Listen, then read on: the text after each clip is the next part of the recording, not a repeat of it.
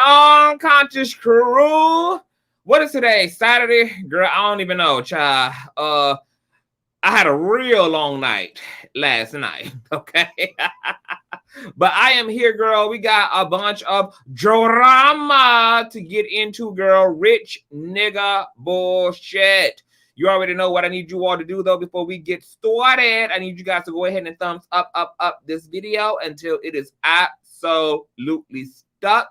You guys know that thumbing up the video not only helps with YouTube's algorithm, but more importantly, it triggers up YouTube's notification system. So when you're thumbing up a video, you are literally knocking on the digital door, okay, of another Conscious Crew member and telling their ass to get up in the sanctuary because the king is kangin on this Saturday, honey. And I do have Aaliyah and R. Kelly's eldest daughter, all right, Miss Legina Gold, to help serenade you all if you need help and motivation and inspiration when it comes to that like button.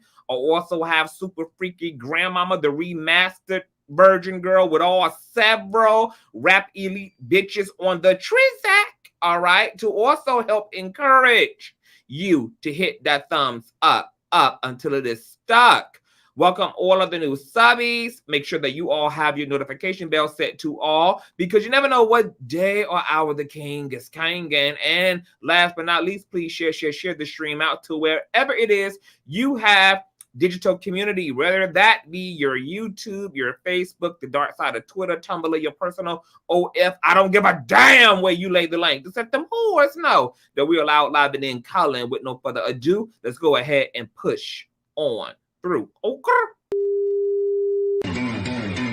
I know a place where you can recharge your soul. Baby, that's Consciouztv. And in the midst of brokenness, he gon' see your asshole. Baby, that's Consciouztv. You gon' heal, you gon' laugh and catch a little shade. Ooh, girl. Y'all know he be slaying, y'all better stop playing. Come hear what he's saying. Ladies and gentlemen.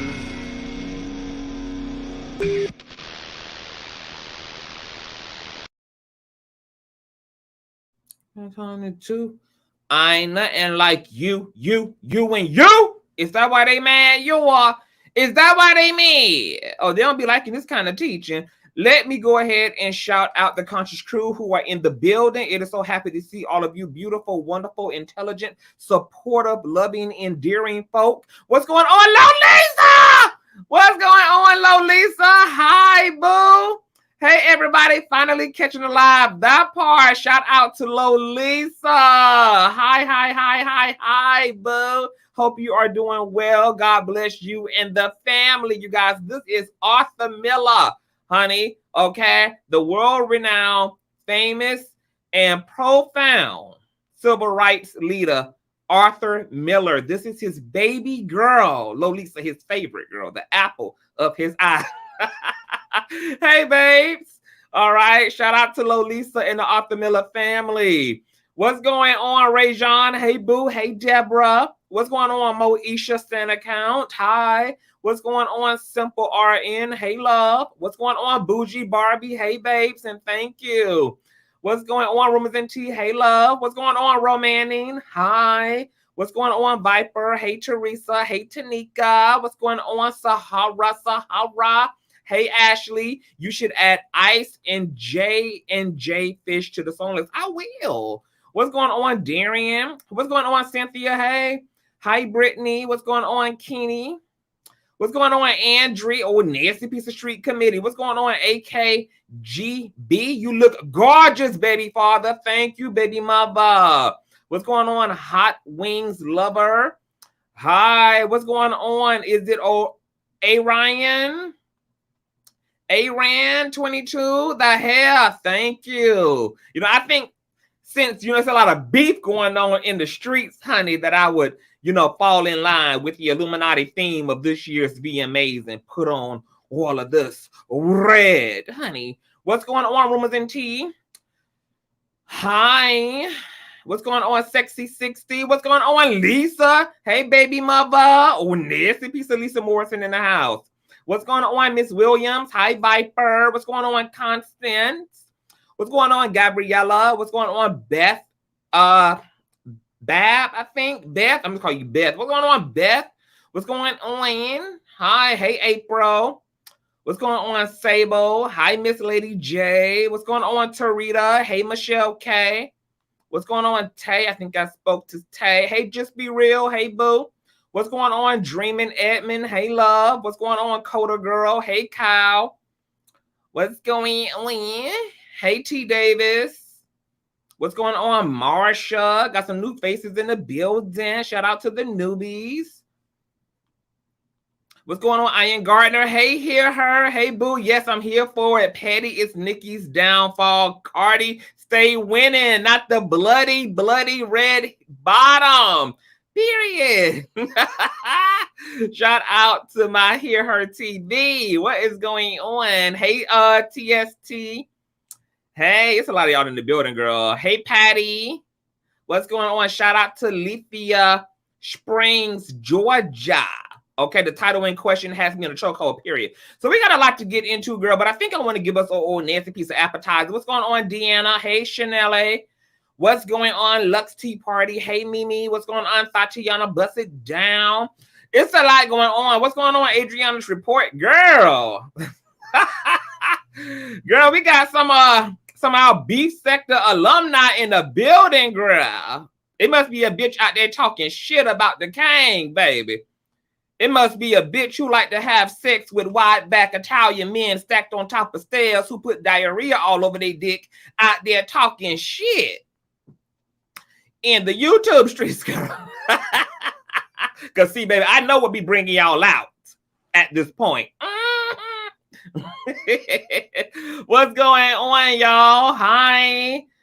So I got a special co-host with me tonight, girl. This was really his idea. So he's gonna usher y'all in, but there is something that I wanted to open up the conversation with that's contrary to what we're really going to be digging in about tonight. And matter of fact, let me see something. How's it going? Matter of fact, while I'm listening to this, girl, let me go ahead and introduce him. Girl, welcome to the platform, old nasty piece of Reckless Logic. What's going on, Reckless? Hey, how's everybody doing? What's going on? Hi. Hey, How everyone. You feeling tonight? I feel good. I feel energized. I done went to the gym. I done did what I need to do. I done took a shower. I feel good. I feel relaxed. But hopefully, I'm pretty sure by the end of this commentary, I probably won't feel relaxed. I'm gonna be honest with you.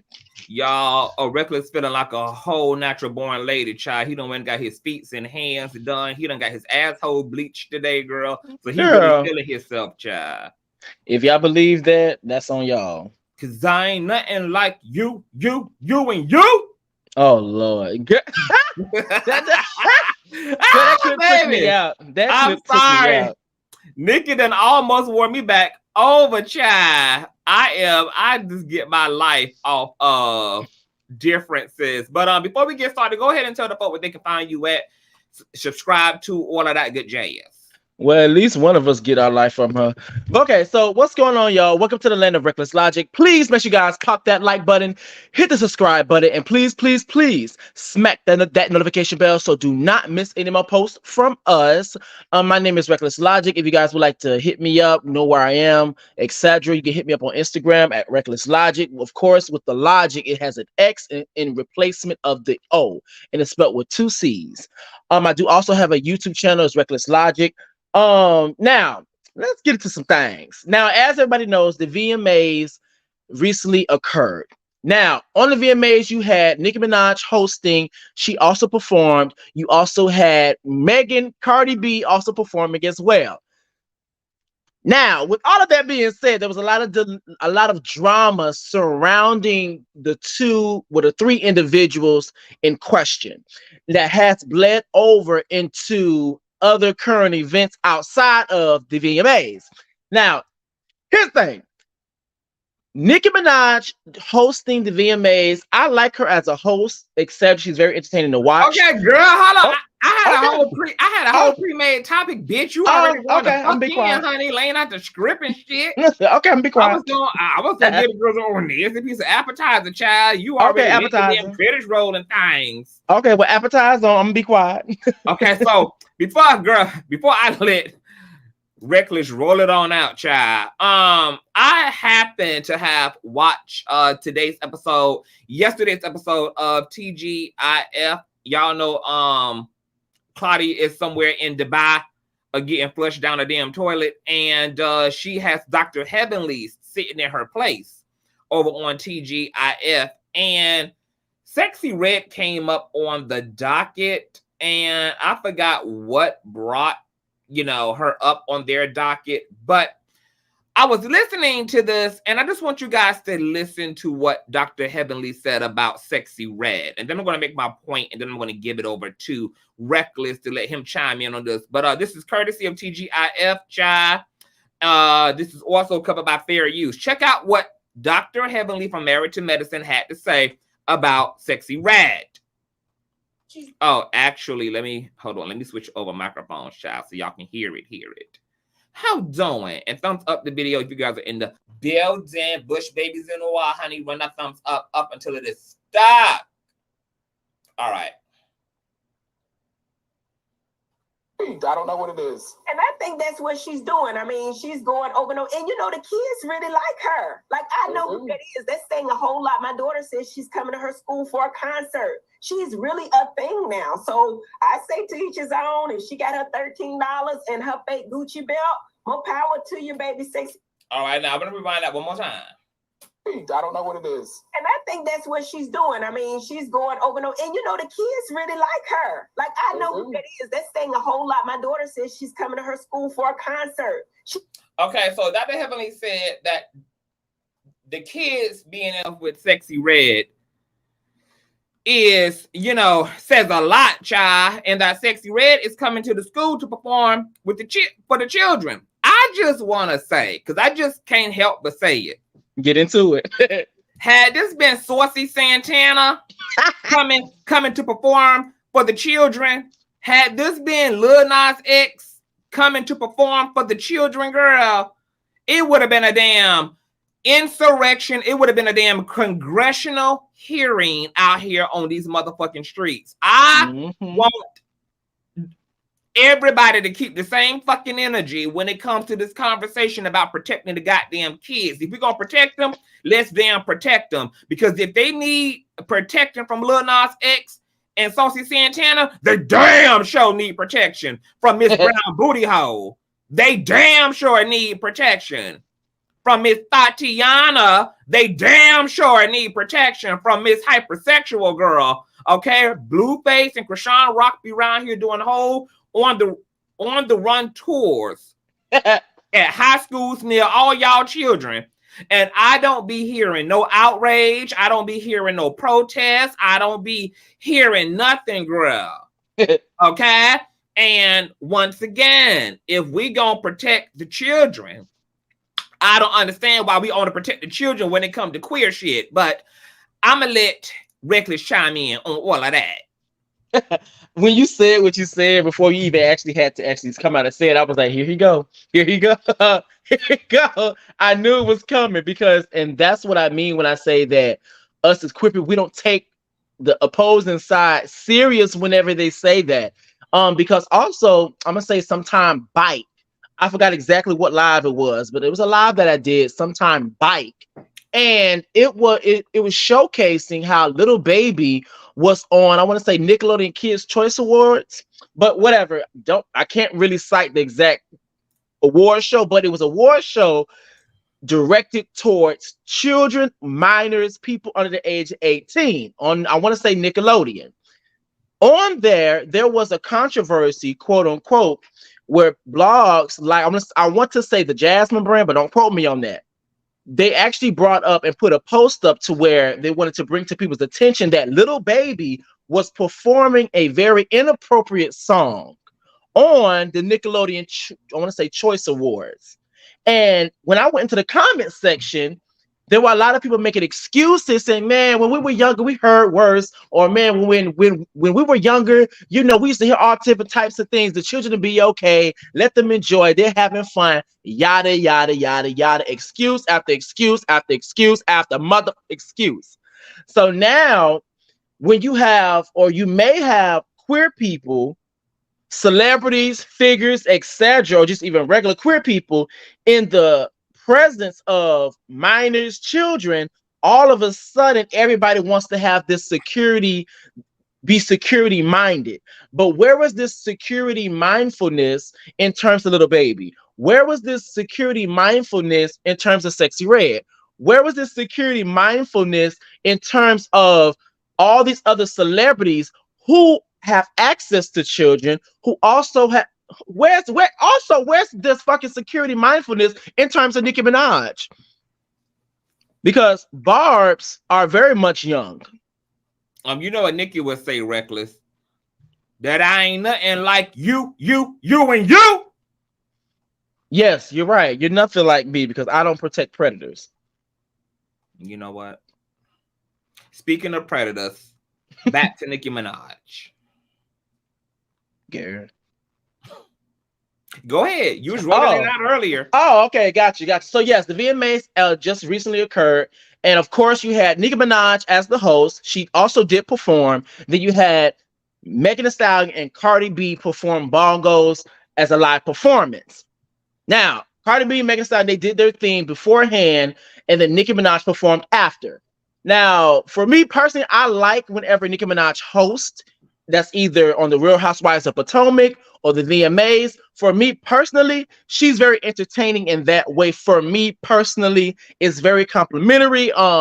It keeps my attention for me personally.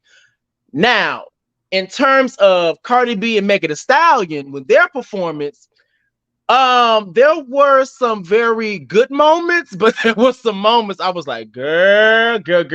Y'all probably, well, not even y'all, Cardi, you probably should have studied a step or two a little bit more. You probably should have been doing a little bit of a 5, 6, 7, 8, 10 more times than what you already executed, because I understand you get up there and then on top of it, it's been a while since you've been in the media. It's been I'm gonna say doing live performances with choreography to my knowledge.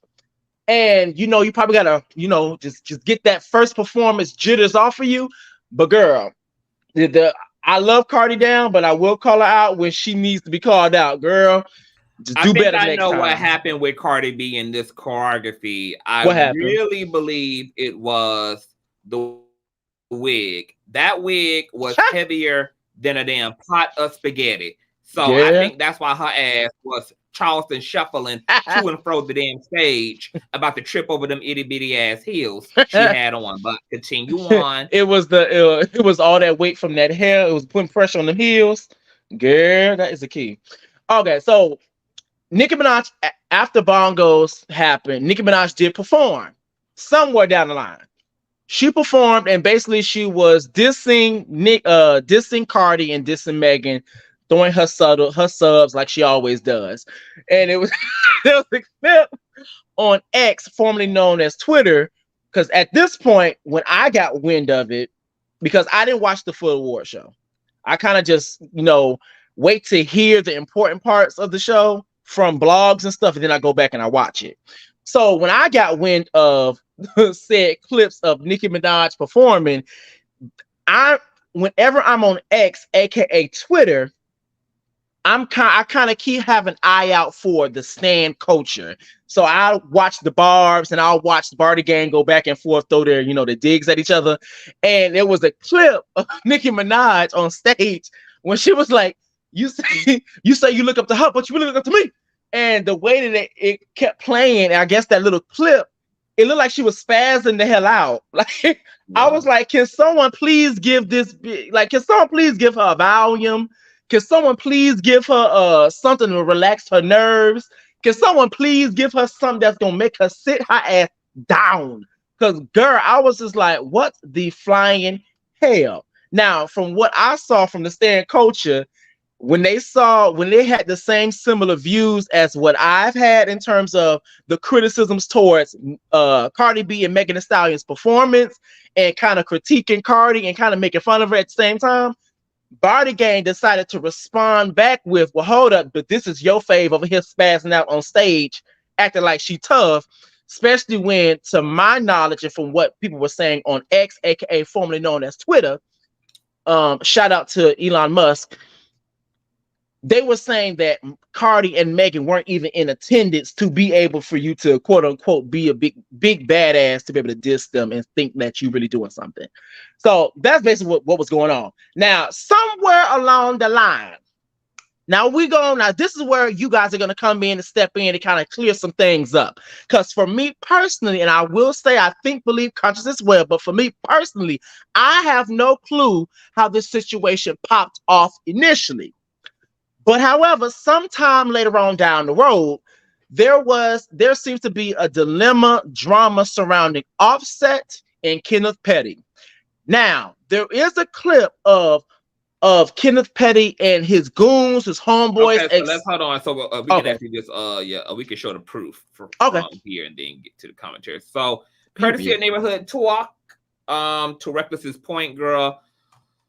Y'all know it was tense at the VMAs. You guys remember Onika Threesome also had given some commentary on stage about how, I guess, sponsors and various people in production were concerned about Nicki hosting because she was supposed to host, but she didn't end up really hosting because people basically felt like she was a liability because she's heavily problematic. So she said on stage that she was going to be on good behavior. She did get the phone calls and everybody was kind of shuffling about, but that she knew how to control herself, even though she has no control over that child victim of a sex rape death, Roman Lewinsky. What's the backstory to Roman? Girl, isn't Roman the victim of a child predator?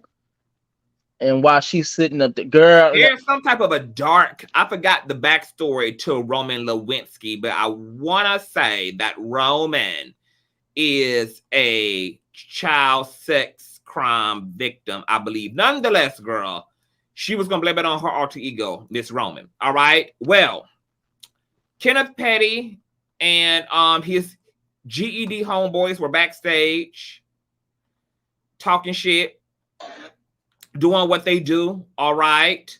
And we're going to show you that clip courtesy of Miss Neighborhood Talk. All right. So let me go ahead and share that. Please thumbs up if you're in the building. All right. How doing? Because you say you look up the ha. All right. Let's check this out. You're just spazzing. Can you hear this, Reckless? Yes.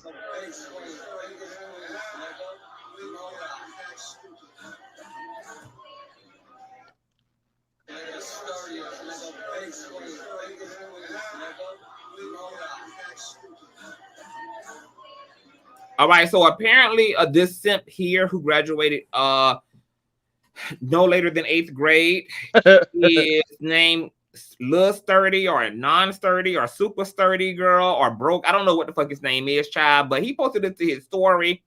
And, you know, they were talking shit backstage, all of that good jazz, honey. Well, that also led to Offset jumping in Lil Sturdy, Unsturdy's DMs, asking him for the longitude and the latitude so he can pull up and give him an apostolic Three Amigos ass whipping on site. All right. So we're going to listen to Lil Sturdy give his commentary because in this live, he's going to attempt to play stupid like he didn't know what all the beef was and all of that and all of this. And then he's going to show y'all the DMs that Offset allegedly sent him. So check out this as well.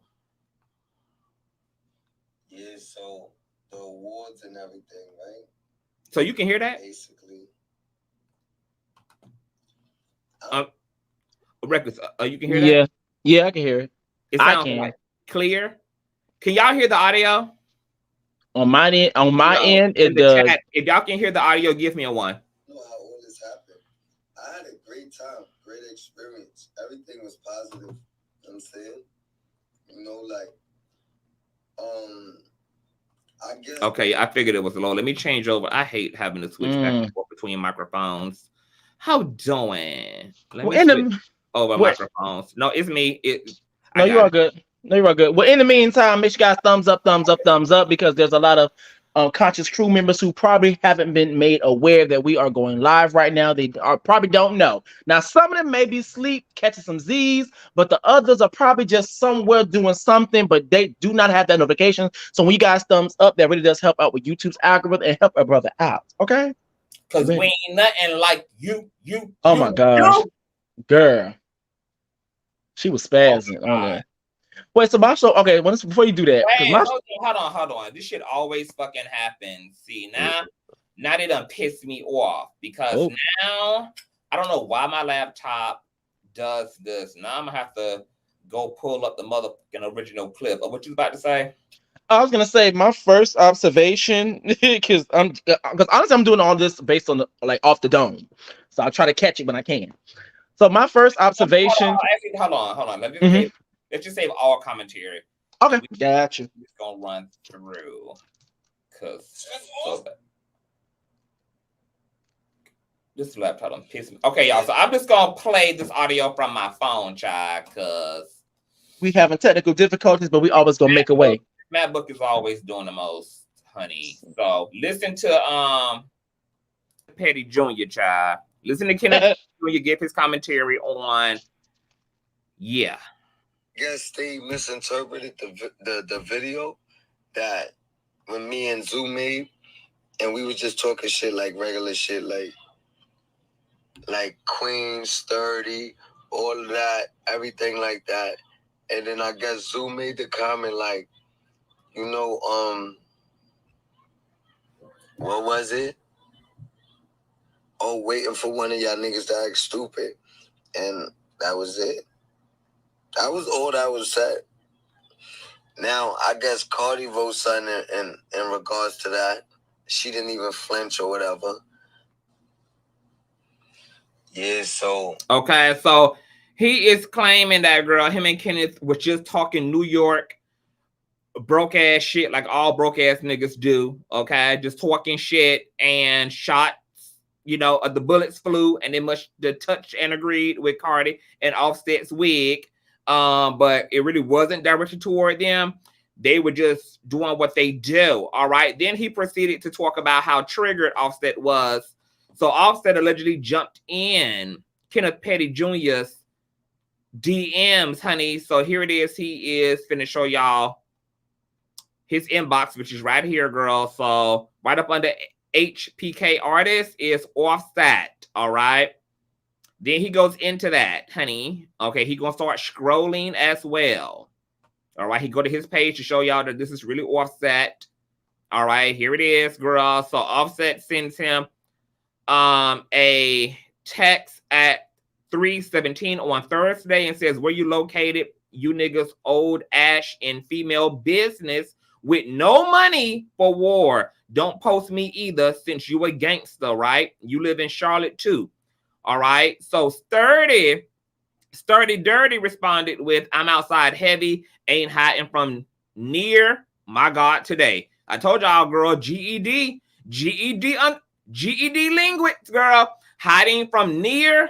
He meant to say near nigga, especially no rap niggas. So Offset responds back with, "You in Charlotte, right? You niggas are coochie, posting females like that's tough." All right. So Lil 30 says, "I'm outside gangster, shut the F up, nigga. You ain't even get back for them niggas killing your people. Try me if you want, coochie." All right. Offset responds back, "You a grown 40-year-old man talking shit about a woman, you're coochie." He writes back, yeah. Offset then writes, "You niggas too old and don't be outside. And also you can think what you think, but you broke and ain't far from me catching already. I'm not gonna say shit else to you online." Girl, these girl that child reckless. Did Offset graduate? I don't know his life story. Girl, I'm exhausted. I'm exhausted just reading the shit. All right. Lil 30 says, "Girl, I ain't hiding, my nigga." Offset says, "Pussy get stepped on." Lil Dirty writes back, "Get in line." Offset says, "Get some moolah." Lil Dirty says, "On that pussy you get shook, cuz nigga say big queens, goofy ass nigga." Offset replies back, you niggas was no,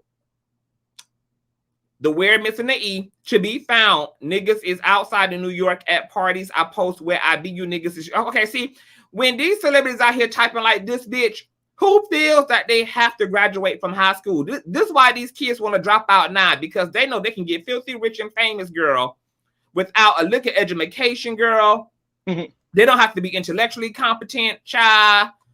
They can be illiterate as hell, honey. I mean, why have to graduate beyond the 5th grade, girl, when you can be an Offset someday writing like this? So he says, goofies, you niggas ain't standing on no business or no money. You broke, I can tell you, goofy ass nigga. All right, Lil Sturdy writes back, use that money to get them niggas that unalive your partner, my G. That's gangsta. All right, so then there was a mention of Offset and Lil Dirty Story, etc. Offset writes back, this shit sucks. Lil Sturdy writes back, we on our way. Offset says, you niggas on some internet shit. All right, there's something going down in the stories, girl. He says, not gangsta. Lil Sturdy says, nah, nigga, do your research, heavy hitter. Why you doing it online, though, tough man? Get out my DM, because it's up. I'm not going to jail, but we will meet soon. Lil Sturdy writes back, if nigga would have unalived my nigga, I would have unalived everything moving. That's facts. Everybody getting parked. Offset writes back, bro, you're not allowed in your hood. I did research, and I got you. Get out my DM. Sturdy writes back, it's been there 20 years, sucker. I've been there 20 years, sucker. Came back home, no scars. Offset writes back, the clout not gonna work. Get up with me. Sturdy writes back, are you serious? Can't go to my hood. All right. Laughing emojis. All right. And he's apparently typing at this point, you pussy nigga. I mean, this is some ghetto, ratchety ass shit. All right. So from there, I'm sorry, this was funny. See, he was typing. He was like, bitch, you gotta be fucked up. So from there, girl, they done left Miss VMA'S. They outside the 7-Eleven, girl. And Kenneth is here, Onika Threesome's husband, girl, and his friend, Kenneth Petty Jr. child. And check out, wait a minute, girl. I don't think I can play this either because Miss MacBook is not giving it up. Oh, okay. Hold on. What in the what the hell is switch microphones, girl? Because these these niggas sound like non outside being girl. They sound like bitch. They sound like non-playable characters on different platforms. Like what the hell? Hey, Glizzy. Like girl, what? Hold on. Listen to these ghetto ass niggas, girl, outside these white folk establishment. Drop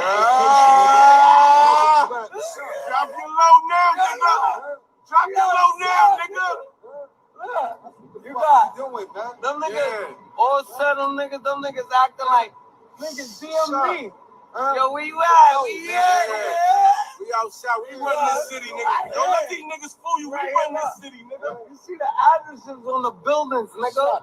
You see the plates on the cars, nigga. Man, what's going on? What's happening? What y'all talking about, man? Let's talk out here. Stupid. That's them? Oh, no, that ain't them. Smack all them little things. Now, yo, come here. Let them in. Real shit. Offset, where you at? Yeah. Girl, all right. So they was waiting outside, girl, for Miss Offset to pull up, honey, to avenge him and his wife, child. All right. So after that, Cardi B had jumped up on Twitter and said, didn't even flinch, okay?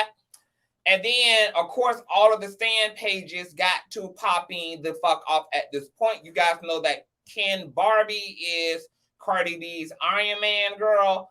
Hold on. Let me switch to my old nasty piece of microphone. Yeah. Not Iron Man. Girl, that's yes, girl. An old nasty piece of an Avenger for Cardi, child. So Ken Barbie took to Twitter and he captioned his post with, this is proof that these fans will defend anything. These are men who are 40 plus, bloated and dressed like a 2006 rap video online, threatening a woman and her family because your fave artist ultimately just doesn't want any competition. Like, what? Then he captioned this post with, I see certain blogs can't ignore this. So instead, they're attempting to paint Offset as the aggressor when these men have literally been not only threatening Cardi since the VMAs, but have low-key been threatening her since last year. Disgusting. All right. Now, after that post, he posted what was going on behind Bkstage with Kenneth and his fupa, and then his son here, girl. All right. And then you guys can see here 57 Von Don CEO sharing said for me Bkstage. All right. This picture Bkstage is captioned Backstage at the VMA with Nicki Minaj is brazy. Oh yeah, big queens. Only the 30. We kicking in the back door and breaking the back windows. We getting in the industry one way. Girl, you break any of them motherfucking windows, bitch. Them white people throwing your black ass in jail, and you will not be collecting go. Treating the words like this was this year's BET. But let me tell you something. I am happy that black folk kept this same energy but Miss MTV girl, because you remember when JT and Lil Uzi and shit was fighting up there front stage, front and center, throwing iPhones and damn microphones and shit. And I said, look, dumb hoes need to have their invitation revoked, girl, for the ghetto heathen politics. But you know what? If you're gonna be Sukiana everywhere. So I'm glad that black folk ain't just tear up black shit. They went on down there to the white side of town, bitch, and kept that same ghetto ass energy. So I'm here for it. But go ahead. Well, I was gonna say another thing, like in the words of Jocelyn, that scene where her and Tommy was going back and forth. You're going to jail, bitch. Period. Now, as the fan pages were popping the fuck off, a fan page of Onika Threesome also was going in, and this is Jeffro M. Harlem, okay, who actually has an entire, hold on, do I got it up here? Ain't nothing like you and you. You bitches ain't better than me. Okay, so this is Jeff, girl. So he is a fan page, apparently, for Miss Onika. And he was dragging Cardi B, saying that she looked like Uncle Fester, etc. Hold up. Go back to that picture. That's him? Allegedly, girl. Allegedly? Well, he allegedly about to get raped. How you gonna talk, girl? Like to look like a peppermint patty. Girl, what? You say you look up to her, but really you look up to me. Girl, no, I don't. What? Girl, take it easy on Miss Jeffrey, girl. She looked like a real nice kid, okay? But you can't talk. Let me be quiet. Now, Jeffro went on to say, because Cardi had jumped up in his DMs, all right? Matter of fact, let me actually go to his page. You can get some commentary while I'm trying to find this. Go ahead. But my thing is this, and this goes back to even what I said about Funky Dineva. This is probably gonna be shallow what I'm about to say, but it's just the honest to God truth of what all of us, at least the bare minimum, thinks. It's still fucked up, but the bare minimum what we think. If you are not the beauty standard in said community, in said culture, then it's more than likely you can't come from a confident, cocky place to talk about and shit on somebody else's looks. Like, I'm sorry, quiet as it's kept, let's just call a spade a spade. Naomi Campbell, it's still gonna be effed up, but she could talk about somebody's looks. I'm sorry, supermodels that are to the T, it's still shallow, it's still messed up, but they can possibly talk about somebody's looks. Like, my thing is, you can't, the point of talking shit is to talk shit and get on somebody and have an advantage in said area. Like, My thing is this: I can't talk about somebody's teeth being fucked up, and then guess what? I have fucked up ass teeth. Like I can't talk about somebody quote unquote being. I'm still here.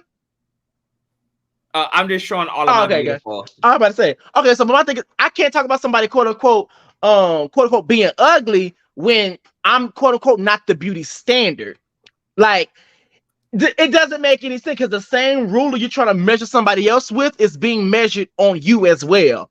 So, girl, like I don't be understanding what. Like my thing is, when you're gonna be talking shit, you're supposed to be coming from a place of advantage. Like like, girl, what are you doing? Oh boy, what are you doing? I don't be understanding that. It just really bothers my mind. But you continue. Keep on talking to the girls real quick. I gotta do something real quick. Oh, okay, got you. But like that's my biggest gripe. It's like, why do people kind of set themselves up for a rebuttal? Like 9 times out of 10, when you get an argument with a bitch, they're gonna have a rebuttal for you, whether it's good or bad or indifferent, etc. But the purpose of being able to talk that ish and get in your bag is to shut a bitch up, shut them down. Either that's through verbally or physically. But 9 times out of 10, if you starting off verbally, you just starting off verbally, and you want to be able to shut them down and make them feel stupid and be like, yeah, I ate you up.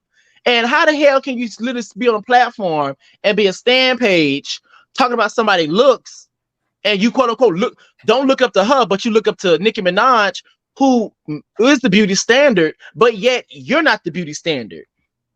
So quote unquote, your queen may be the beauty standard, quote unquote, but for yourself, your own identity, your own individuality, your whole essence, you're not even a beauty standard. So the same ruler, the same measure, the same standard that you're measuring Cardi B with, they can be measured against your ass too. Keep on talking to the people because I gotta continue to do something. Come on, continue. I'll be right back. You keep on talking to. Not this girl that went over here to. Nah, y'all think she thinks she's slick. That bitch went over there to go take a shit and come back to this platform. But it's all right. I'm gonna hold it down for y'all. Now, I will say this. Oh, I can say this while it's on my mind because I don't know if I'm gonna forget. I'm doing this all based off the dome, y'all. Here's the thing. The first thing I noticed, the first observation I made when watching the video right now, because I'm doing this off the dome, y'all, is that they're always that group. I'm gonna say that group in terms of Nicki, Kenneth Petty, and his goons, his boys, whatever. There seems to be a consistent theme of the subtle digs and the gaslighting of it all. Because how are you, Mr. Sturdy, gonna get online with Mr. Petty and talk that ish, which is cool, but my thing is stand on it. If you said what you said and y'all was taking jabs and throwing subs at Offset, his girl, etc., then stand on that. But my thing is, don't say one thing and then try to moonwalk, pussy pop, electric slide out of quote unquote the criticisms, especially when that's really what you meant. Like, if you were throwing subs at Offset and Cardi, etc., then that's what it was. Because the thing about it is that if you guys didn't want people to know what you were talking about or even come up or think that you guys were talking about them, you never would have posted the video. You never would have posted the video. And so I believe on that end, there seems to be a very consistent theme of the subtle digs and then trying to play dumb. Like, I don't know what you're talking about. I showed Cardi nothing but love, and I just felt like hold on, bro. What you get into now? Because you're moving far. You're moving too far in, bitch. And wait. One last thing I want to say.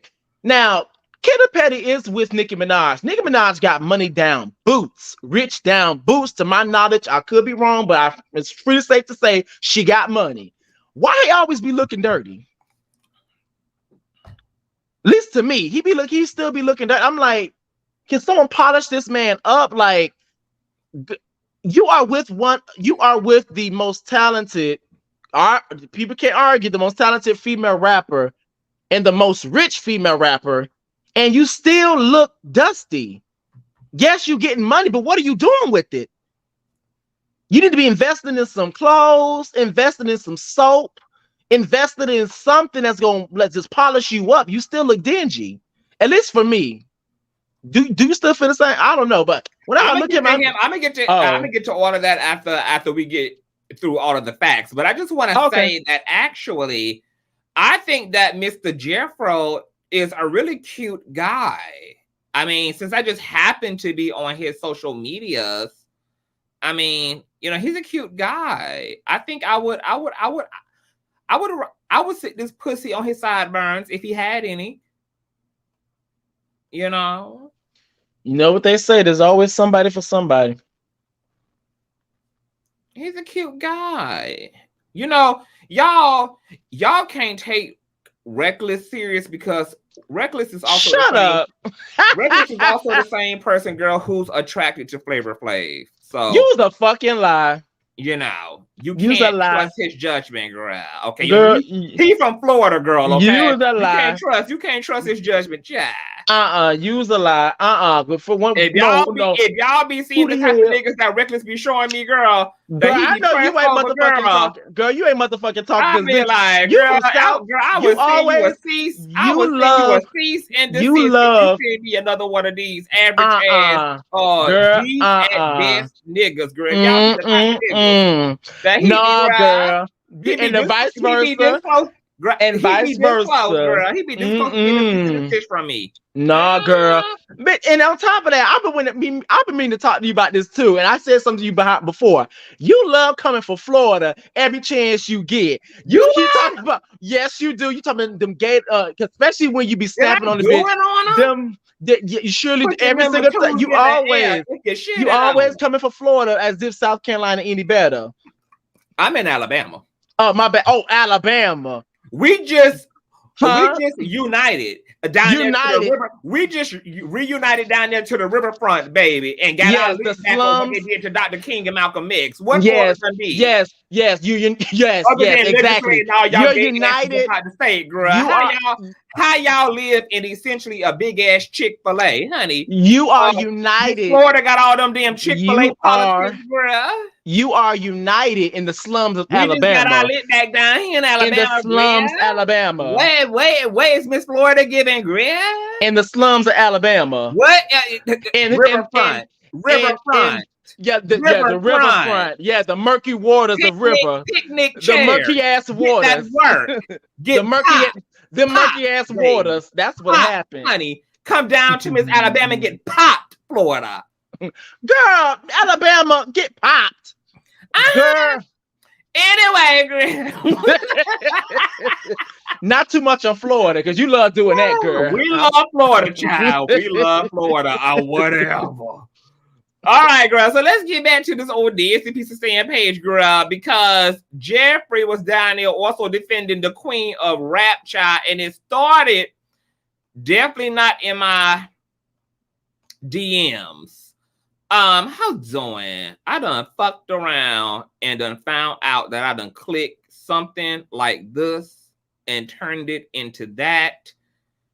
And now I done ended up in no man's land. How doing? Come on, no man's land. Keep up on you too. I ain't nothing like you, and you. Oh my gosh, girl. You and this one saying is gonna drive me insane, girl. Girl. All right, y'all. So it has started here. All right, let me share my page again. How doing? Let me share this shit. Keep a cup of honey. All right, so it started here apparently, girl. So 11 hours ago, girl, the Nicki Minaj stan page had said, girl, Nicki had all of them whores in Brooklyn and Queens shook, child. She had the real killers out with her that night, and people were scared the end. So apparently from there, no, not from there, girl, because Miss Onika Stan page kept on going, girl. Okay, he posted this as well. He said, Offset sent a threatening DM to one of Nicki Minaj and Zoo's affiliates, Nux. All right. Then there was kikiing and gagging over that. And then he had posted this, girl, okay, 8 hours ago when he said, oh, I thought y'all had said something, but y'all didn't. People were scared, like I said, because people was, I guess, defending Cardi B in his comment section saying, girl, Cardi wasn't scared. Cardi wasn't pressed, girl. You're reaching for stars and UFOs. Okay, you're talking about the gangster bitch herself, child. If she would have had actually got arrested for what she did to Star Marie, she would have had mug shots to prove how gangster she is, girl. What the fuck Cardi gonna be scared of old Nika for, etc. So he posted this picture, girl, of Offset and Cardi B surrounded by more goddamn Secret Service than the damn Obama administration, bitch. And then he captioned the picture with, "Don't ever tell me I'm making shit up for clicks on It's Only Entertainment." Sis and her husband was shook with 8 paid security guards. Meanwhile, Nicki in the building with real street niggas who didn't graduate from high school. Oh my gosh. Oh my gosh. Then Oh my gosh. what had happened is apparently Cardi had jumped over in his DMs while she was sitting next to Offset, who was jumping over in Lil 30's damn DMs. So they was tag teaming them niggas inside the Secret Service vehicle, girl. All right. And Jeff he captioned this post with, "Here y'all go, ugly ass fade in my DMs, mad because the people said her and Offset was scared and slid out the side door with her 8 security guards hovering them from every angle. You mad? Go finish that face surgery so you can look like Nicki and go back to your session with your ghostwriters because you can't rap. You're pathetic and press, girl."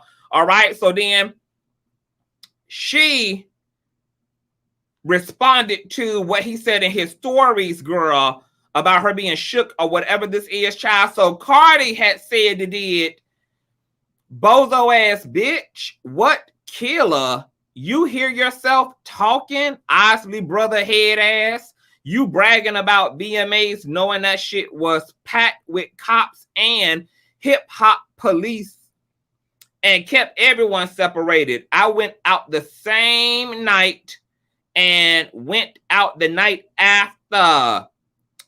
Girl, I can hardly read this shit. "Afters in the Bronx, afties in the Bronx, and all that I move around in my city comfortable." Girl, did Cardi graduate reckless? Did she graduate, girl? Yeah, I don't know. I seen the picture of her in high school, but I don't know. Was she a young bride? This bitch. Okay, she goes on to say, "Grown ass man, what you wanna do talking about you getting out retirement? Come show me, sir. Talking about you gonna do me, come do me then." So Jerome girl posted, "You mad?" Then she posted, "Nah, y'all is I'm comfortable." Then he posted, "You mad about what I reported on?" Well, all right. So then it kept on going, girl. He posted this, okay? He had Googled Nicki Minaj, big difference, all of that. And then he said, "But I am Cardi B out here buying ads under Nicki's name, though. I was definitely searching for Nicki's big difference to post, but look what ad popped. She got all y'all fooled, but she's a fraud, girl. Nicki hashtag no frauds, girl." So then he posted this 5 hours ago and said, "Y'all mad, it's getting posted again." All right. And you can see a little bit more of that exchange. She calling him a Larry the Lobster shape ass bitch. He's saying your mama ugly with that long ass nose, butt head ass bitch. Girl, they is dragging each other down boots in the DMs, girl. She told him, "Girl, stop skipping leg day." He says, "You mad, girl?" I am screaming. I am fucking screaming. She also says, "You a cornball. I see you ain't talking about shit." He says, "But I can tell you right now that you don't know who you fucking with. So don't play with me because I don't who you think all you are." Did Jerome graduate reckless? Oh, did Jerome graduate from high school? Oh, girl. Or did he go to the military immediately? Hold up, bitch. Not too much. Okay, girl. Then it kept on going, girl. Then he posted this post-surgery image of Cardi pooching through somebody's local mall, girl, trying to find rainbows, and collage her ass right next to, I guess, her ancestor, Uncle Fester. and he captioned it with saying B.E.T looked like Uncle Fester before taking Nicki picture to the surgeon and saying that you make me look like this girl, okay? Oh my gosh, I just can't do the fucking delusion. It's eating me up over here. It's eating me up. It's eating me up. Yeah. All right. Because everything he can say can literally be talked about Nicki and Little Kim. Like, girl. So it's the hypocrisy. I'm a mute. I'm a mute.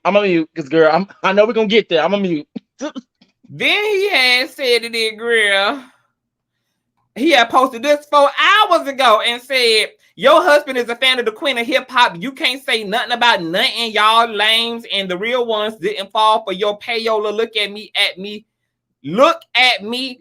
me campaign. Your music career is over. I am Cardi B. Your baby daddy was busting his bussy in Nicki's DM, girl.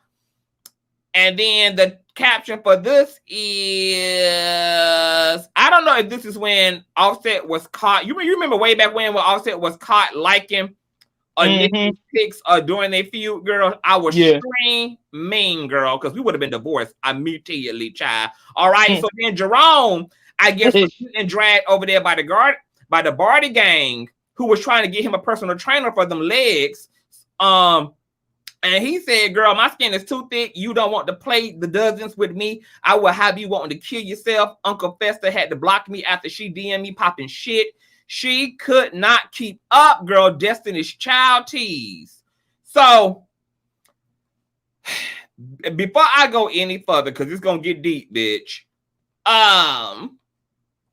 That's what's been popping off. Now Nicki Minaj is getting dragged all over the blogs because they're trying to figure out,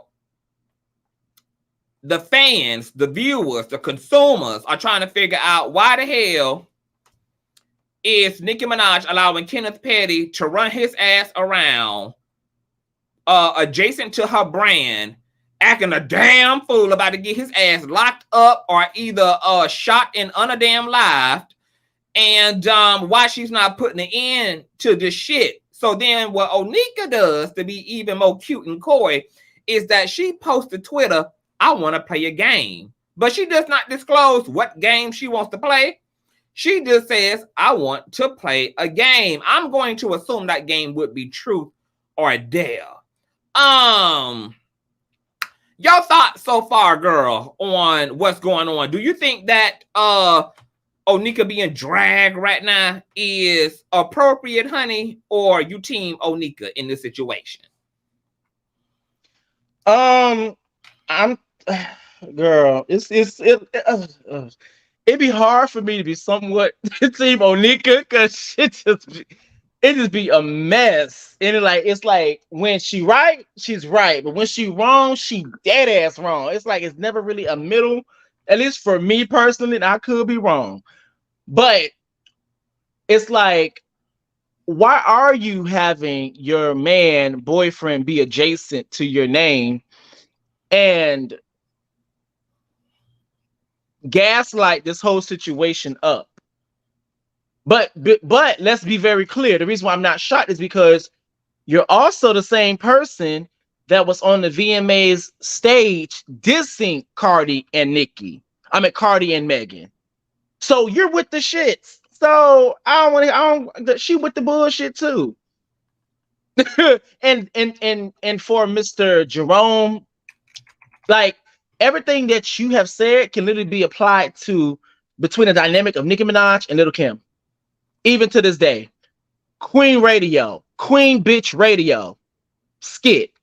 Like everything that Nicki Minaj has done has come from Little Kim. There's not one thing that I can say or I have seen that Nicki Minaj has done that has been an authentic idea of her own at all. In terms of music, in terms of even flows. Because at first I just thought it was just the lyrics. But then someone had brought it to my attention, even the flows that she does currently comes from Little Kim. The looks, even currently, comes from Little Kim. Everything that she does literally is a blueprint, copy and paste of Little Kim.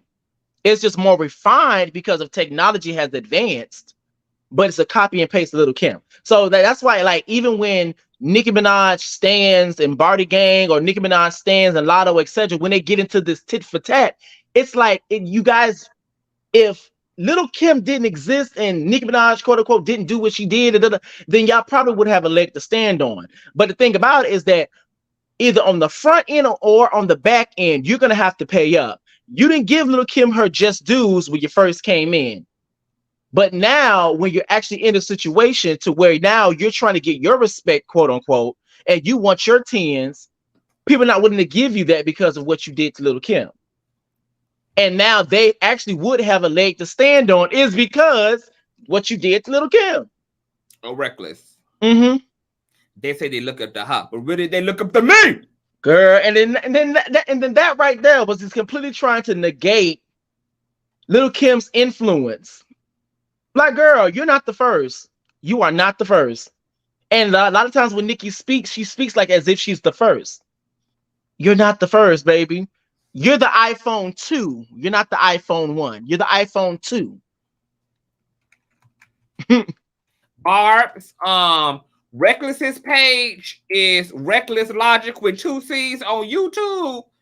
When y'all go to drag him by his remaining ponytail, bitch, that's where you go at to do so. Okay. Well, in the meantime, I just came to dance for y'all tonight. Well, I didn't. Well, make sure your ass go to drag Kenneth Petty and make sure that his ass clean up them charges. Make sure that he's able to go by all types of schools. Make sure can he go by any parks. Make sure can he go by any other place that requires children or probably have a high likelihood of children being present. That's what he needs to worry about. And make sure y'all drag him, okay? In the process. I'm just saying. But Nicki is saying that this who they claim they look up to? It can't be. They have to actually be looking up to her.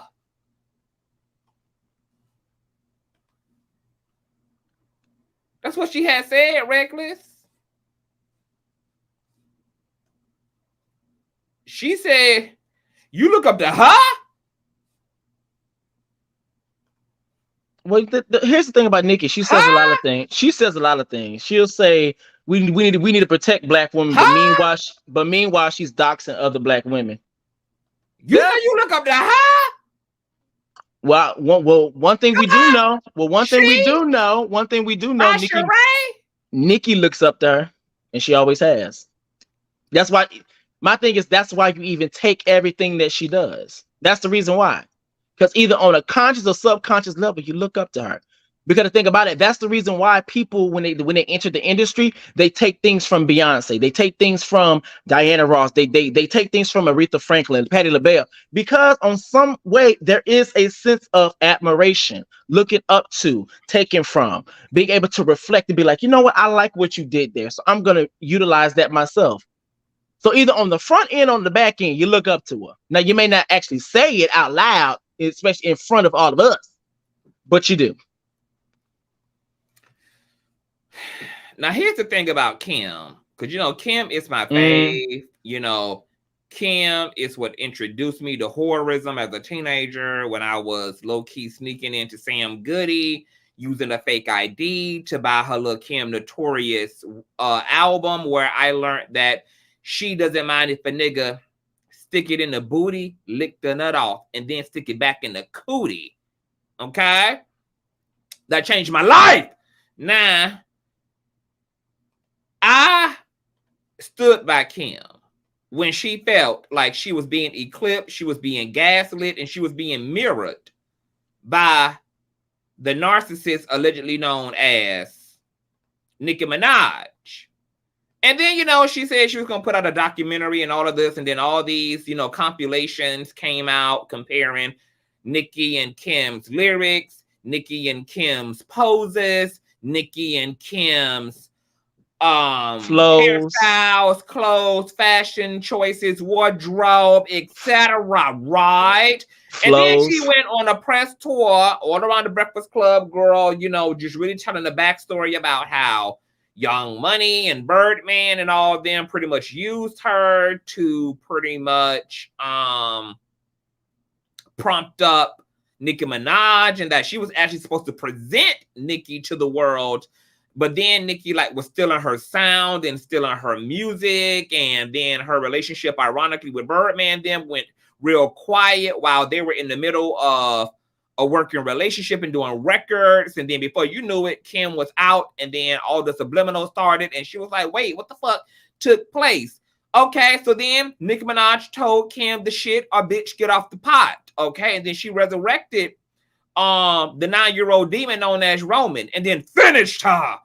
And then Lil' Kim actually ended up finished, bitch. I mean, Lil' Kim should have been a damn non-playable character on Mortal Kombat. Like one of those props laying on the side of the ground, girl, to pull the blood.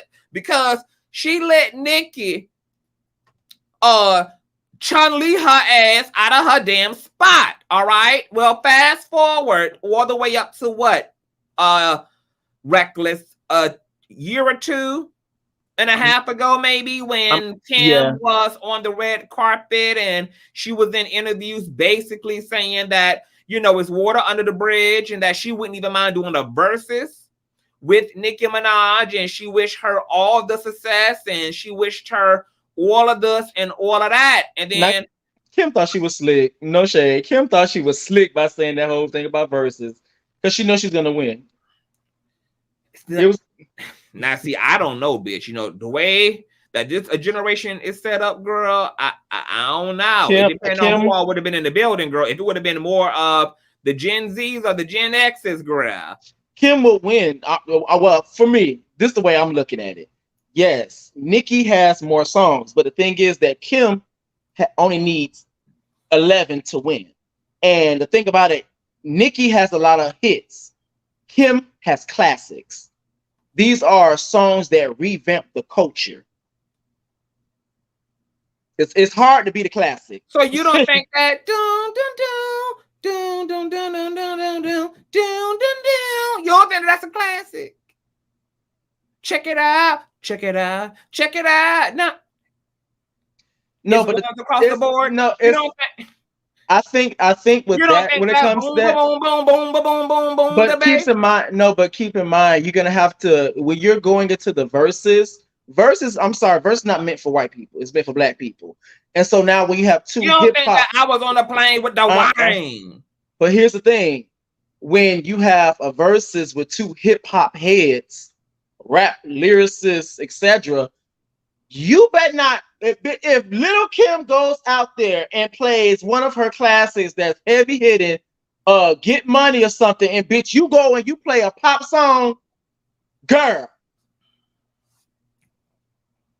I'm gonna Sparta kick you in your motherfucking chest. Because Nicki does have songs to contend, but what I'm saying is that I don't believe that she will actually win, is because you're talking about classics that help move the culture. That help move the culture in terms of female rap and also rap in general, and also move the culture for black people. Girl, Kim music was so goddamn controversial, it almost moved her ass out of an entire career. My point exactly. They had took her ass all the way up there to the goddamn Supreme Court to get her shit off the shelves. My point exactly. She was the real pink pussy on a Good Friday. Now, here's the thing. I had said all of that to say this. Kim disappointed me when she let it be water under the bridge. Now, I think, personally, if she made a decision to move the fuck on, that was fine. That's grown. That's very, you know, Iyanla Van Zant. That's very Super Soul Sunday of her. I would never be against somebody, you know, moving on to their higher and greater self. But I don't think she should have let it be water under the bridge after she just committed all that goddamn time years prior to talking about how this girl shitted, diarrhea, pooped, did number 2, 3, 4, 6 on her ass, tore her ass out of the goddamn frame, and has been successful ever since in her name and her goddamn likeness. And Nicki Minaj has not remotely even told Kim hi amidst all of this. She did give Kim a little bit of something when she sat down with Joe Budden and talked about how her and Kim pioneered shit, which I thought was completely gag worthy because, girl, you are a little Kim clone. There's not a y'all pioneer. There would be no you, obviously, without her. But of course, Nicki Minaj had to make sure, girl, that all these girls were reminded that they are her adopted sons. Okay?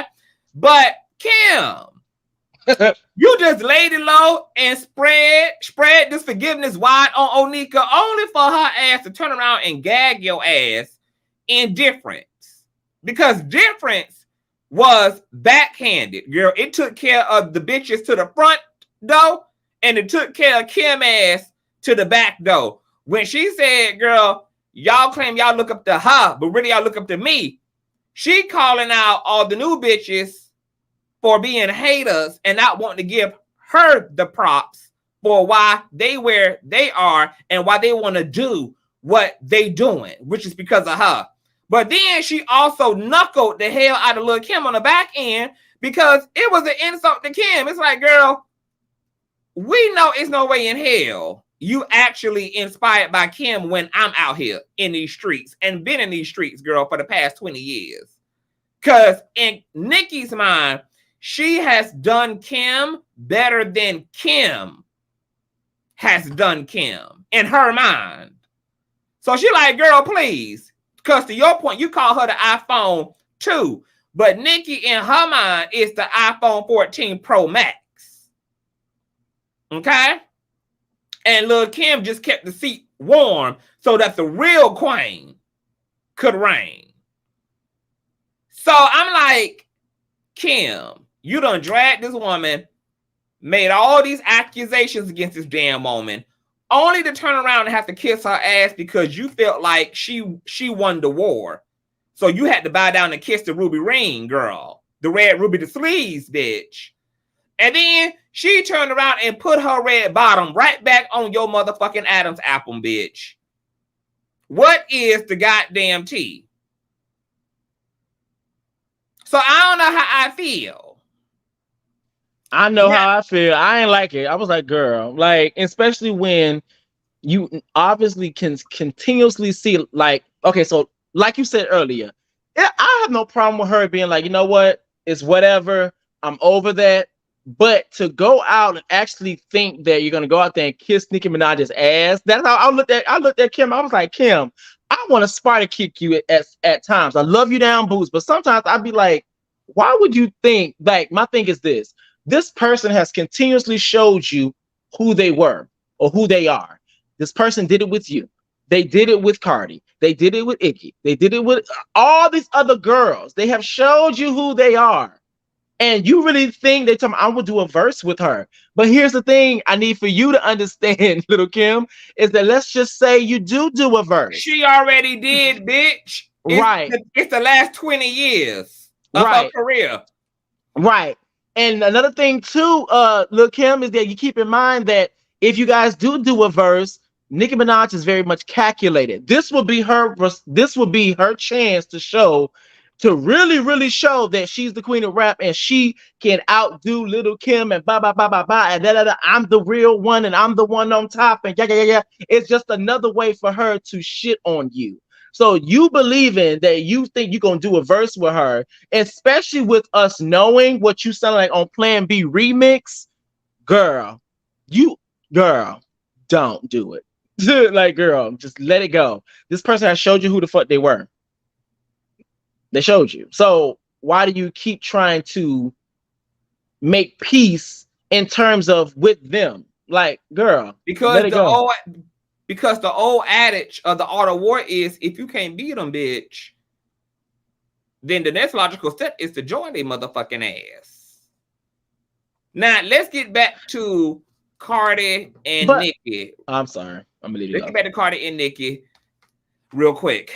Now, the shit is hitting the fan, right? Because I find it interesting that Onika threesome, you know, has been also out here dragging Cardi. So hold on. Well, before we move from Kim, I do think that Nicki Minaj is a better rapper than Kim. I think she's a better executor of rap than Kim. I think she's a better lyricist than Kim. I think Kim is far more creative than Nicki Minaj. If I had to choose between the two, personally, I would choose Kim just because that's just who my first love of female rap is, which is Kim. But I have never heard Kim be as versatile as I've heard Nicki Minaj be in terms of her cadence, in terms of the speedometer meter, girl. Don't worry. You know, like a Nicki Minaj, she be on her Twister shit, girl. She be on her Busta Rhymes shit sometime. You know, like I feel like Nicki is a more versatile and a more versatile rapper. If you put Kim and Nicki on the mic, I think that Nicki would out rap the dog shit out of Kim ass. I'm not gonna lie, I thought the same thing too until someone brought it to my attention that all of the flows that Nicki Minaj has come from Kim. I've never heard them from Kim. When has Kim, and even when Kim has tried to do Twister, she ended up more like a small cyclone. Like she really couldn't keep up. But Kim, but the difference between Kim and Nicki, Kim got Nicki on the fact that, first of all, obviously she's the blueprint, but outside of her being the first, she's actually artistic. Nicki Minaj is not, which is why Nicki Minaj's whole identity has been built upon what already existed and what was already in place by by Kim. Kim is actually like artistic in the brain. Like she's actually a creator, okay? Fashion, music video, she's a entire visionary. Nicki Minaj is not. Nicki Minaj is she's an imitator, but she's not a originator.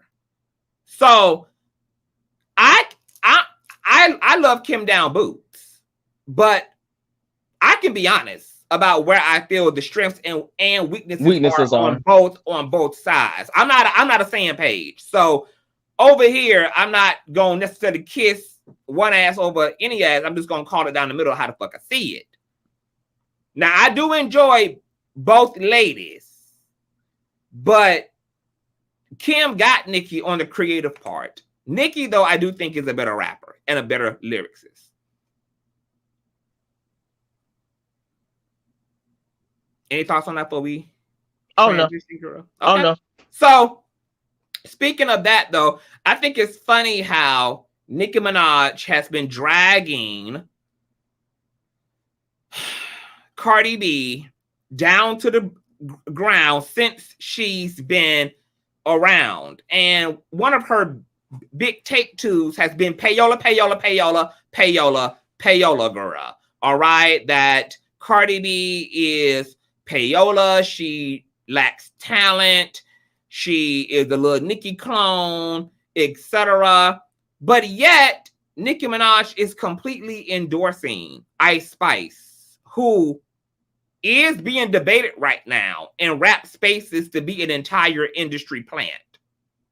Matter of fact, Ice Spice is so not the culture, and I like Ice Spice, but I'm calling it down the middle once again.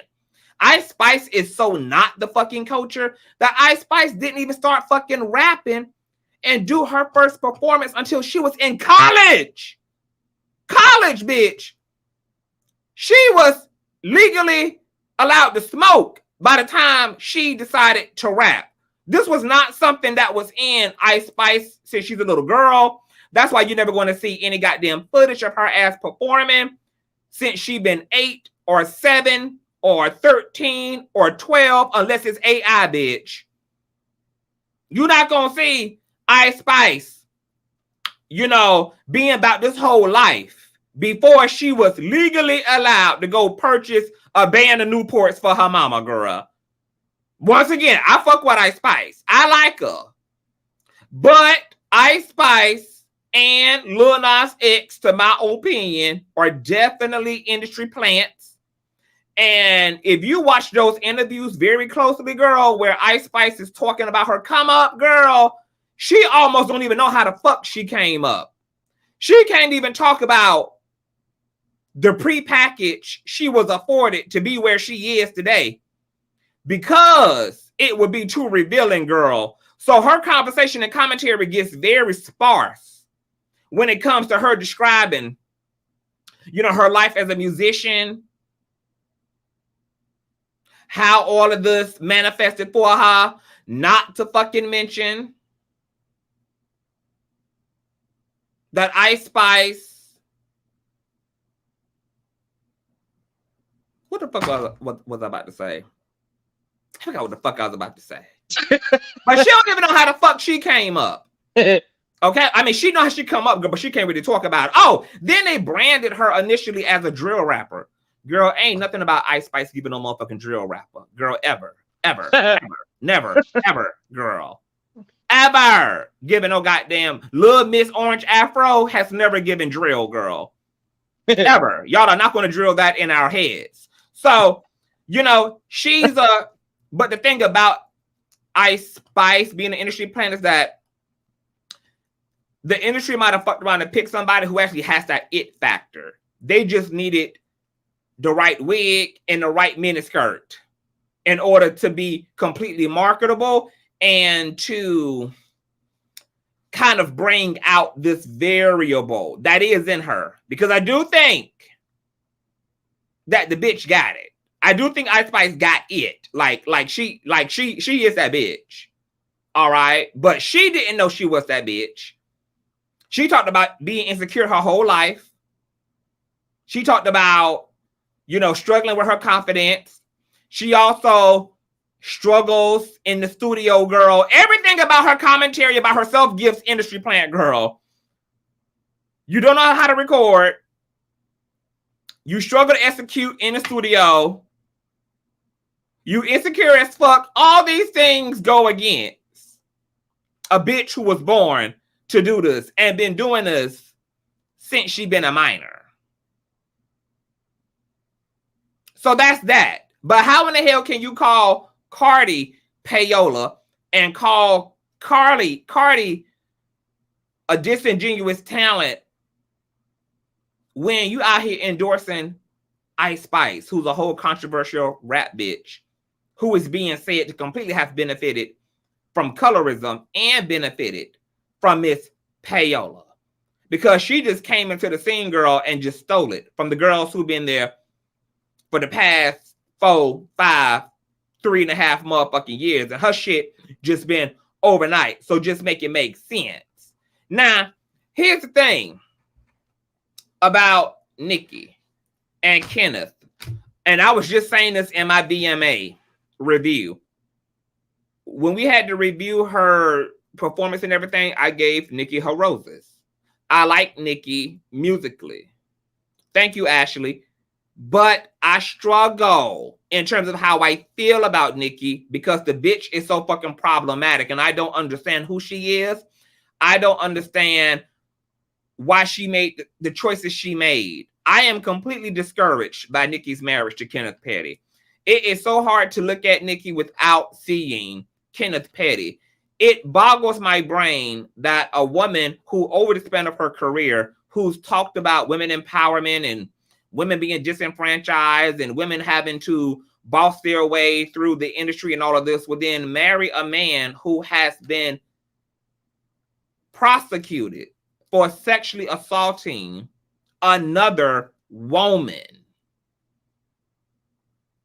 Okay, all the pandering that she initially did when she came out, acting like she was a whole lesbian, you know, eating carpet all day and night, only to come to find out that she's strictly dickly. Then it's this all this unreconciled shit between her and Kim that still does not sit well. And I don't understand how Nicki doesn't feel that she owes Kim a real conversation and owes her an apology. And that even if she didn't mean how any of this played out, why she can't acknowledge the way that it looked. Because it looked like it was supposed to play out this way. It looked like you was with the shits. It looked like gaslighting. It was low-key abusive as fuck. And Nicki played stupid and said, put it all in your music. But then let's talk about putting it all in the music. If that's really what the fuck Nicki Minaj meant, is put it all in the music, why she not keeping that same energy when it come to Cardi B? Because you got your sex offender ass nigga out here taking shit off the stage, taking shit out of the studio, and putting them right on the streets.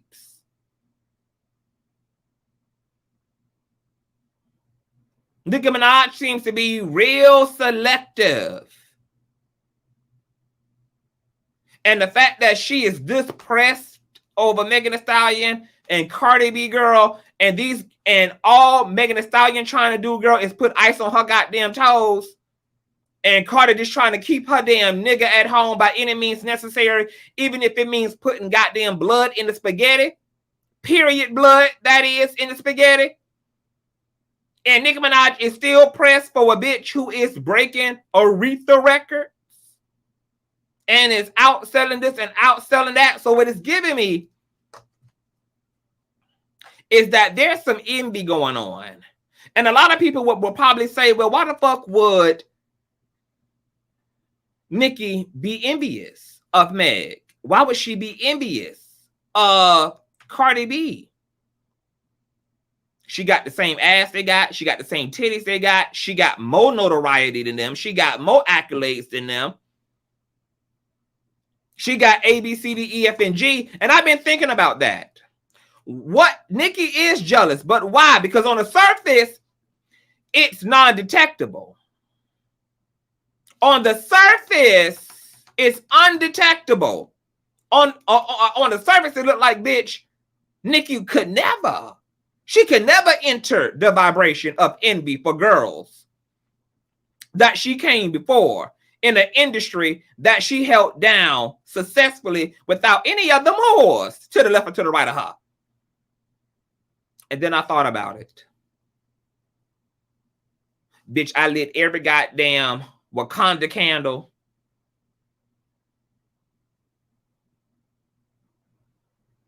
I sent all the balloons up, bitch. I got down on my motherfucking altar. And then the Holy Ghost downloaded it to me.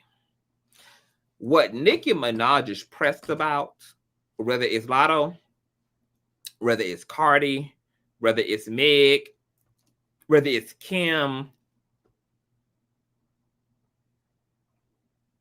is the fact that all those girls, they may not have been in the game as long. They may not have accomplished as much. But what they have, what Nicki, oh, not Nicki, what Meg, Cardi, Kim, what all them girls have is authenticity. And that is single-handedly is a threat to all folk with a narcissistic personality type. When you are a narcissist, it does not matter if you got all the money over another bitch, if you got all the subscribers over another bitch. A narcissist can find themselves completely jealous and envious and fractured at a motherfucker who's not on their material or professional level. But that don't keep the narcissist from being jealous. That don't keep the narcissist from feeling insecure. And the narcissists don't actually have a real sense of self.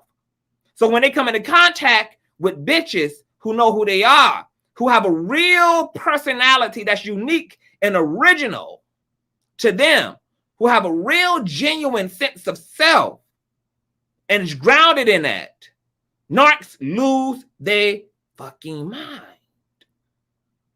Because all they can do is imitate authenticity. All they can do is perform authenticity. But they can't actually manage, muster, nurture, cultivate, or birth any themselves, because the narcissist is ultimately shallow and empty deep within. And this is why Nicki, whole self-esteem is predicated upon imposturing and mirroring another bitch, which is Kim, and then she sustains her false sense of self on all of her accolades, which you got to hear about in every fucking song. All you bitches is my stepson. All you motherfucking hoes. All you motherfucking bitches. All my awards. You see how Nicki lost her motherfucking mind when Travis Scott beat her ass out of the #1 album on the Billboard because he sold more goddamn sweaters than her. She lost her mind. Narcs need those accolades. And healthy people just want acknowledgement. Healthy people just want, you know, to be paid for their time. They don't necessarily become undone and become unhinged and become enraged per se when they cannot always be the baddest and the most desired in the room. This narcissism also comes with gatekeeping because you got to be the only one, right? It's all about you. And this narcissism is further on display by the fact that Nicki Minaj thinks that it does her justice to pretty much remind folk that she been the one holding it down for the past 15, almost 20 years. That's actually an insult, bitch. Because you telling me that you came into an industry knowing how hard it is to be a woman in a male-dominated industry, and you knew how many other women had these ambitions to also leave their mark, and how the men were not going to help the women, as the men never really fucking do, because the women half the time can only make it in hip-hop by having a cosign. Hence, even she required one, aka Young Money, aka Lil Wayne, aka Birdman. And yet, you tried to gorilla glue that door fucking closed and hold the spot to yourself, because that's just how selfish you was. And then every other bitch who tried to pick their head up from the surface, she competed with instead of welcoming, so that she could have some unity and some female power and some female solidarity in this so-called male-dominated industry, if you let Onika tell it. Well, if it's so motherfucking dominated by the niggas, why the fuck didn't you use all your resources, all your coin, all your motherfucking celebrity to pull female rap up? But Nicki took it all for herself. And then she got real bothered when Cardi came onto the scene, because she thought Cardi was just going to be a pastime. She would be here and then she would be there. You know, that she would come and go. Then when she realized, oh, this bitch is kind of sticking around, girl, it's some tact to Cardi B. She tried to play nice. Never was really in her. Cardi B was a forced collaboration. But Cardi B was sticking. She was the people's champ at this point. So she tried to sit that Sagittarius ass nature aside. Shit went motherfucking left. And then Nicki tried to play the motherfucking victim. Then the real Nicki came out. And she said, fuck it. Fuck it, bitch. You my son too, ho. You my son too, bitch. And Cardi B was good for standing her ground, because she saw through Nicki from the jump. From the very jump. Now we speeding all the way up. And Nicki is now forced to play her hand. She's now forced to deal with the rap girls, because Cardi B been the one who's been completely unifying and open and encouraging a female rap space. And if she couldn't feature the bitches, none of the girls on a rap song, she was featuring their asses in her videos. She was collaborating with other girls, the city girls, etc. The whole nizine. Now, I'm not also saying that there haven't been situations where Nicki has been done wrong, because everybody gets an opportunity to be the victim. I'm sure there's been situations where Nicki has been the victim. She's in a top spot, so she's bound to be used. She's bound to be exploited. People are bound to be around her just for a click in a motherfucking view. So I'm sure there's some legitimacy there. But Nicki Minaj damn sure ain't as goddamn virtuous as she would have us to believe. And the fact that she aligned herself with Tekashi 6ix9ine, who is a convicted sex offender, who pled guilty to filming sex acts with a minor. And then she tried to exonerate her brother, who also committed ancestral RAPE against another female relative. And she wrote the judge trying to get him a lenient sentence, begging for him to be free in the world. And then she turned around and doubled down and married Kenneth motherfucking Petty. And then Roman Lewinsky is the guy, is allegedly some type of a goddamn unalive child at the hands of a damn sex offender. There's something wrong. And then not to mention that Nicki has a lot of masculine ass energy. She looks like a lady, but she's strong enough for a motherfucking man. And she carries big dick energy. So she's very left brain. She probably even prefers the boys than the girls. She only looks at the women as competitors because she uses competing with women to validate her femininity. She only looks at women as competitors and strive to compete against them in order to pedestalize her femininity. She don't look at women truly as her partners, her co-creators, her co-workers. And now she's in a space, though, because the market is so flooded that she has to now play nice with the rap bitches because there's too many of their asses. It need to be too obvious if she stands in a corner. So yeah, she gotta do Ice Spice hair occasionally. She gotta fluff that fro a little bit.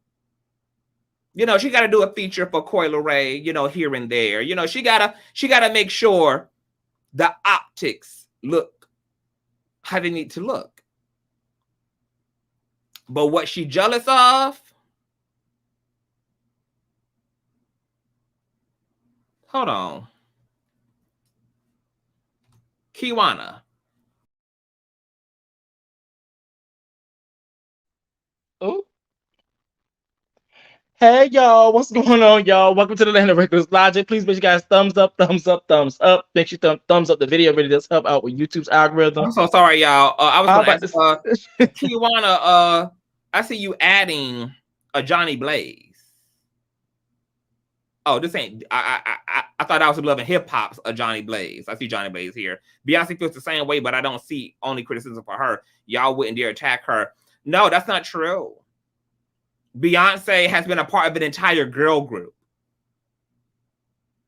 Beyonce has completely stood in the gap for women empowerment, empowering the big girls, empowering dark-skinned Black women, employing these women intentionally. It's not only been reflected in her featuring Destiny's Child, but in her actual politics. Beyonce stands on that shit. She lives on that shit. Hell, she the one who signed Chloe and Holly.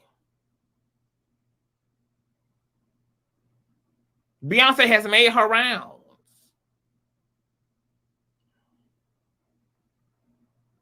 Nicki Minaj has been holding down the top spot in the fraternity. She wanted to be the only girl. In the man cave. She wanted to be the only girl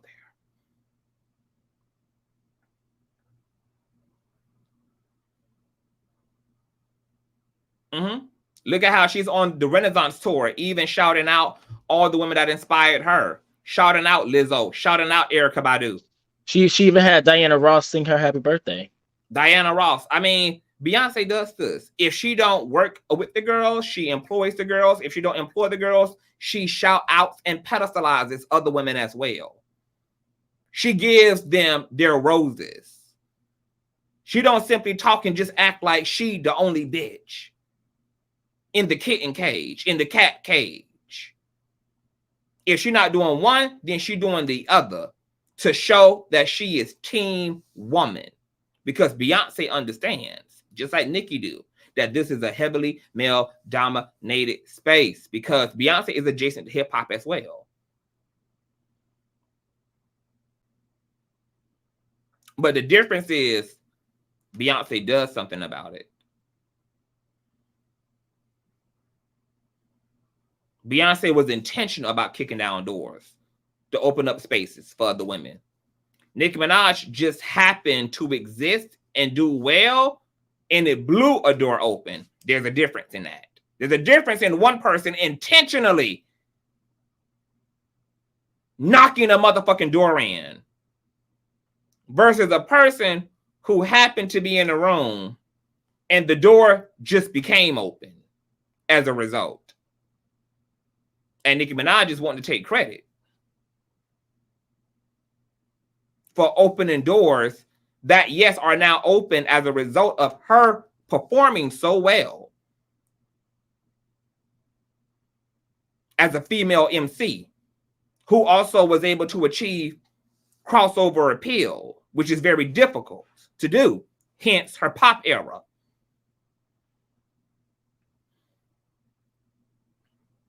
So the doors for the other girls just happened to flung open because the industry was looking and saw, oh, there's a niche market, girl, that can be expounded upon. Because Nicki has shown us, the industry,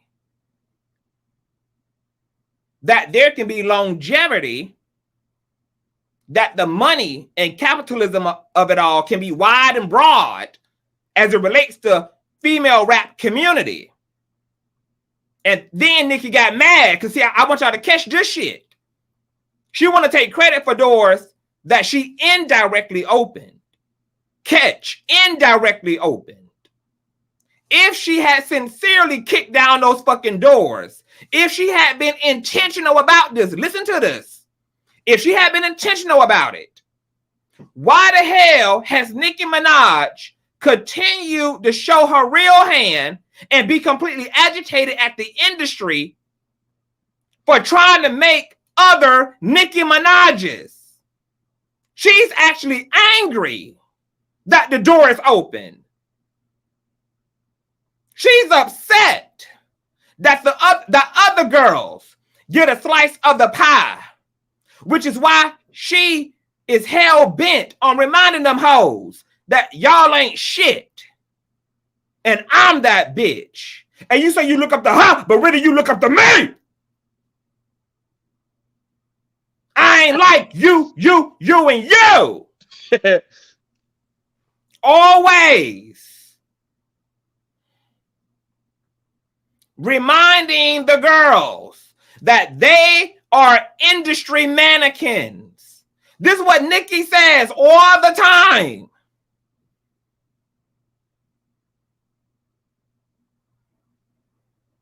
Do what you say all the time.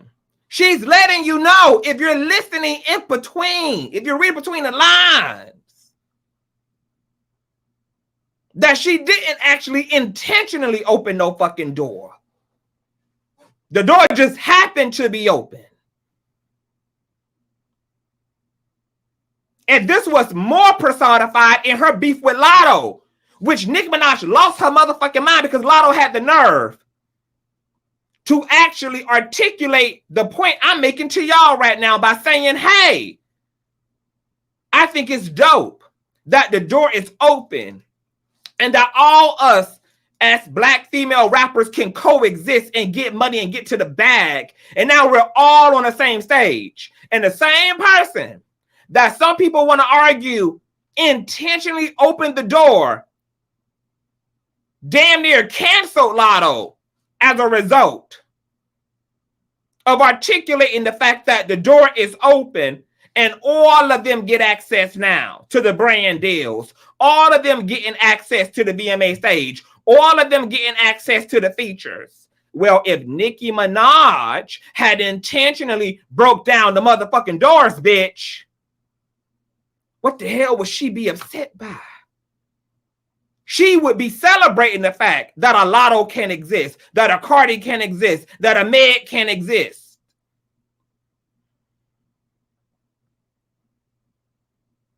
She would have been the first one to do a damn ladies' night and celebrate all of these different female bodies.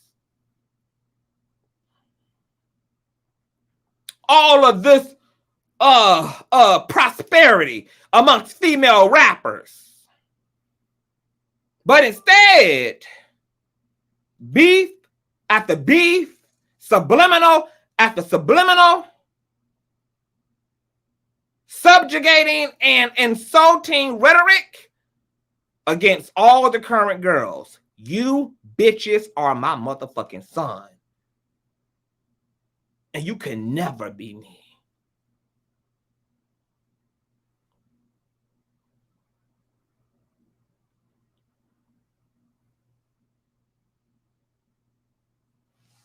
Now, I'm going to say this last part, then I'm going to let Reckless have it, girl. As it relates to this ghetto ass shit going on between Cardi B, Offset, Kenneth Petty, and motherfucking Onika threesome, girl.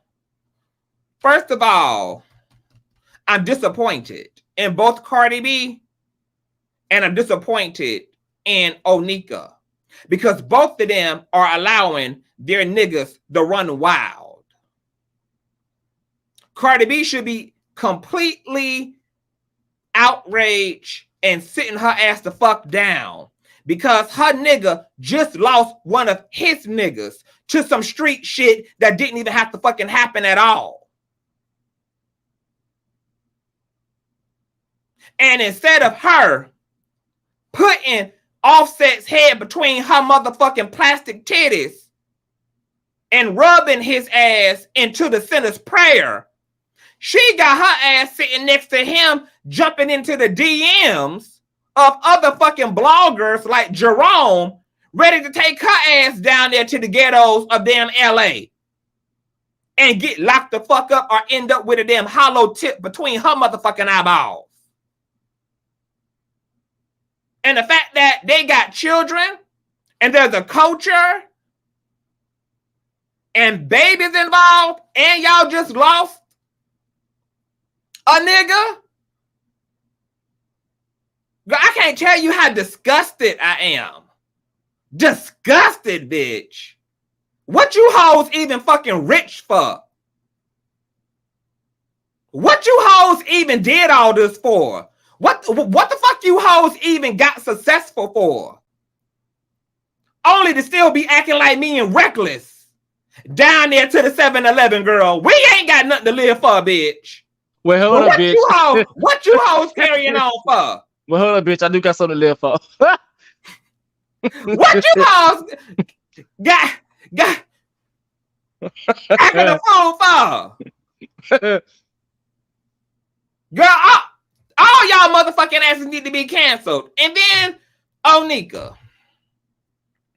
in the exact same position. Bitch, you talking about you want to play a game. How you need to put Kenneth Petty on a goddamn PS5 and make his ass go find him something to do, like go fill out the rest of them goddamn sex offender registry goddamn paperwork so that he ain't got to be in goddamn court litigating backwards and forwards with damn Judge Judy because he got time to be down there to the goddamn VMA'S, bitch, slinging his raggedy ass neck backwards and forwards on your dime and on your name. And y'all too got a goddamn child to live for. So what the hell the energy gonna be in the room, honey, when you get the call that Miss Kenneth Petty, baby, done the fuck up from the sun up. and the father of your damn child, you only go now see him when you visit the goddamn cemetery. Because I guarantee you that all y'all with all this ghetto ratchet ass rap shit, bitch, y'all ain't really ready for the consequences and the real repercussions of playing pussy with each other and then ending up fucked. In this age, girl, both Cardi and Nicki are seasoned enough to not even have to use beef as a catalyst. Because if you let Nicki tell it, bitch, she got all the talent in the fucking world. So then what's the problem, boo? Why you in the beef sector of fucking hip hop if you miss talent of them all? And Cardi, you know damn well, bitch, you ain't spend 92 hours on the goddamn surgeon's table, bitch, to be down there windmilling with no hoe and ending up like a damn inflated hot air balloon when it's all said and motherfucking done, bitch. Now, the real motherfucking gag is, hoe, is that Offset, if you want to win the battle with Kenneth Petty, bitch, all you actually got to do is give that nigga your location, and then when he show up, bitch, just have culture in your arms. Because he can't even be within a goddamn 3-foot radius of another motherfucker's minor. Aside from his own, bitch. The gag is, girl, if you want to win the war against Kenneth Petty, baby, give his ass the longitude and latitude, girl, and then he find the fuck out that the premise is a middle school, is a high school, girl. It's a rap, honey. Because he also can't be within a 3-foot radius, bitch, of any goddamn school district. Now, Nicki and Cardi, bitch, it's making me believe, ho, because y'all know I created a goddamn diagnosis last year, girl. I believe that between Cardi's anger and Nicki's anger, that these are the side effects and full manifestations, girl, of BBL rage. This got to be BBL rage, bitch. This a conversation records. These hoes ain't motherfucking having, bitch, but all this motherfucking all this goddamn elephant tissue these hoes getting pumped and dumped into their ass. They ain't talking about, girl, how they done grown Adam's apples and broad shoulders and shit as a result, girl. Shut up. It's a BBL rage. Girl, it's giving very much so implant rage, girl. So I hope that the girls who are down there considering, girl, going down there to your local back alley and getting some goddamn fix-a-flat put in you, girl, that you consider, are you ready to be mad all day long as a side effect, girl? You got a fat ass and an attitude forever now, honey. Okay, before you consider putting on the big titties, girl, make sure you ready to have big titties and be angry all day long, honey. Okay, you got to consider, in the words of my girl some more, the motherfucking side effects, bitch. The motherfucking side effects. Now, I'm going to just rest my case right there. And before you go in, Ken Goddess and my baby mother Sabby, thank you so much for the nasty piece of cash app, honey. Y'all are enjoying the show and showing the Kane much motherfucking love. I'm going to go on mute, girl. No, I was good. What you do? I was good. You want to drop the link? Oh, you good, girl? I was good. I ain't got off everything I wanted to get off. Well, at least for right now, because keep in mind I'm doing this off the dome. So if anything I had to say, I probably forgot by now. I was over here cackling when you was talking. Well, I mean, what you think about the whole, like, them beefing and all that shit, girl? The fact that shit is stupid. Fighting and shit. It's stupid. It's stupid because, yes, I get it. Everybody wants to be a street mother. I get it. But the thing about it is that, like you said, when shit hits the fan, everybody gonna have a whole bunch of wishes, shoulda, couldas. No, do it now. Do it now, because that's what happened with Takeoff. Everybody was doing everything they wasn't supposed to be doing. Then when shit went left, now all of a sudden, I wish or I could have. No, just do it now, and then there will be no regrets. Who gives a fuck about people thinking that you solved? At the end of the day, you got shit to lose. Fuck them hoes.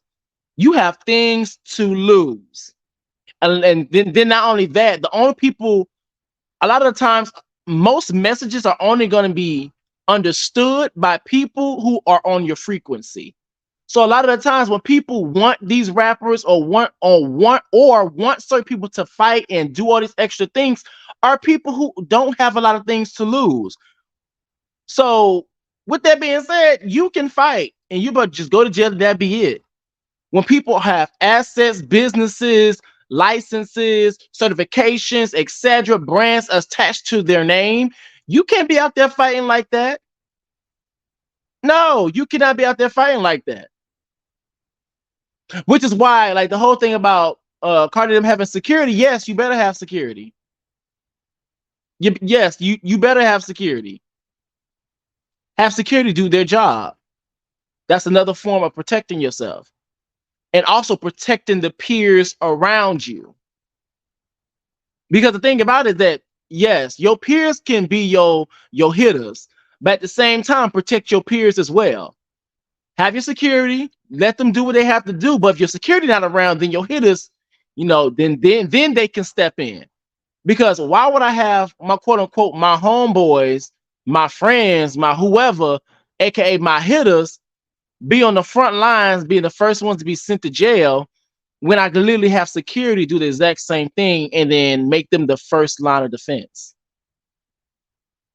So everybody just think better, do better, please, for all of our sake, girl. That's all I had to say. But yeah, it's just stupid. But bitch, you had me over here fucking rolling talking about the BBL rage. That was a key. I'm about to drop the link, girl. We ain't gonna be here all night. So if any of y'all got anything y'all want to add to the commentary, girl, court is adjourned. But let me drop the link to see if anybody want to come up, honey. And sound off, honey. Are you team Nicki? You team Cardi, girl? What y'all think, honey? I think we should run all them hoes bankrupt, girl, since they can't appreciate us making them some rich ass niggas, honey. Clearly, they don't appreciate us making them rich and wealthy, girl. They could have stayed in the hood and continue to go down there and sell food stamps with the rest of us, girl, if this is what it was gonna give to get their ass up out of the barrel, honey. I just dropped the link. Moderators, if y'all in the building, please rotate the link. Shout out to everybody in the building, honey. Get a nasty piece of thumbs up until it is out. Oh, wait. Girl, we ain't finished. We got to get into this new tea, courtesy of the street committee member, Andre Carr.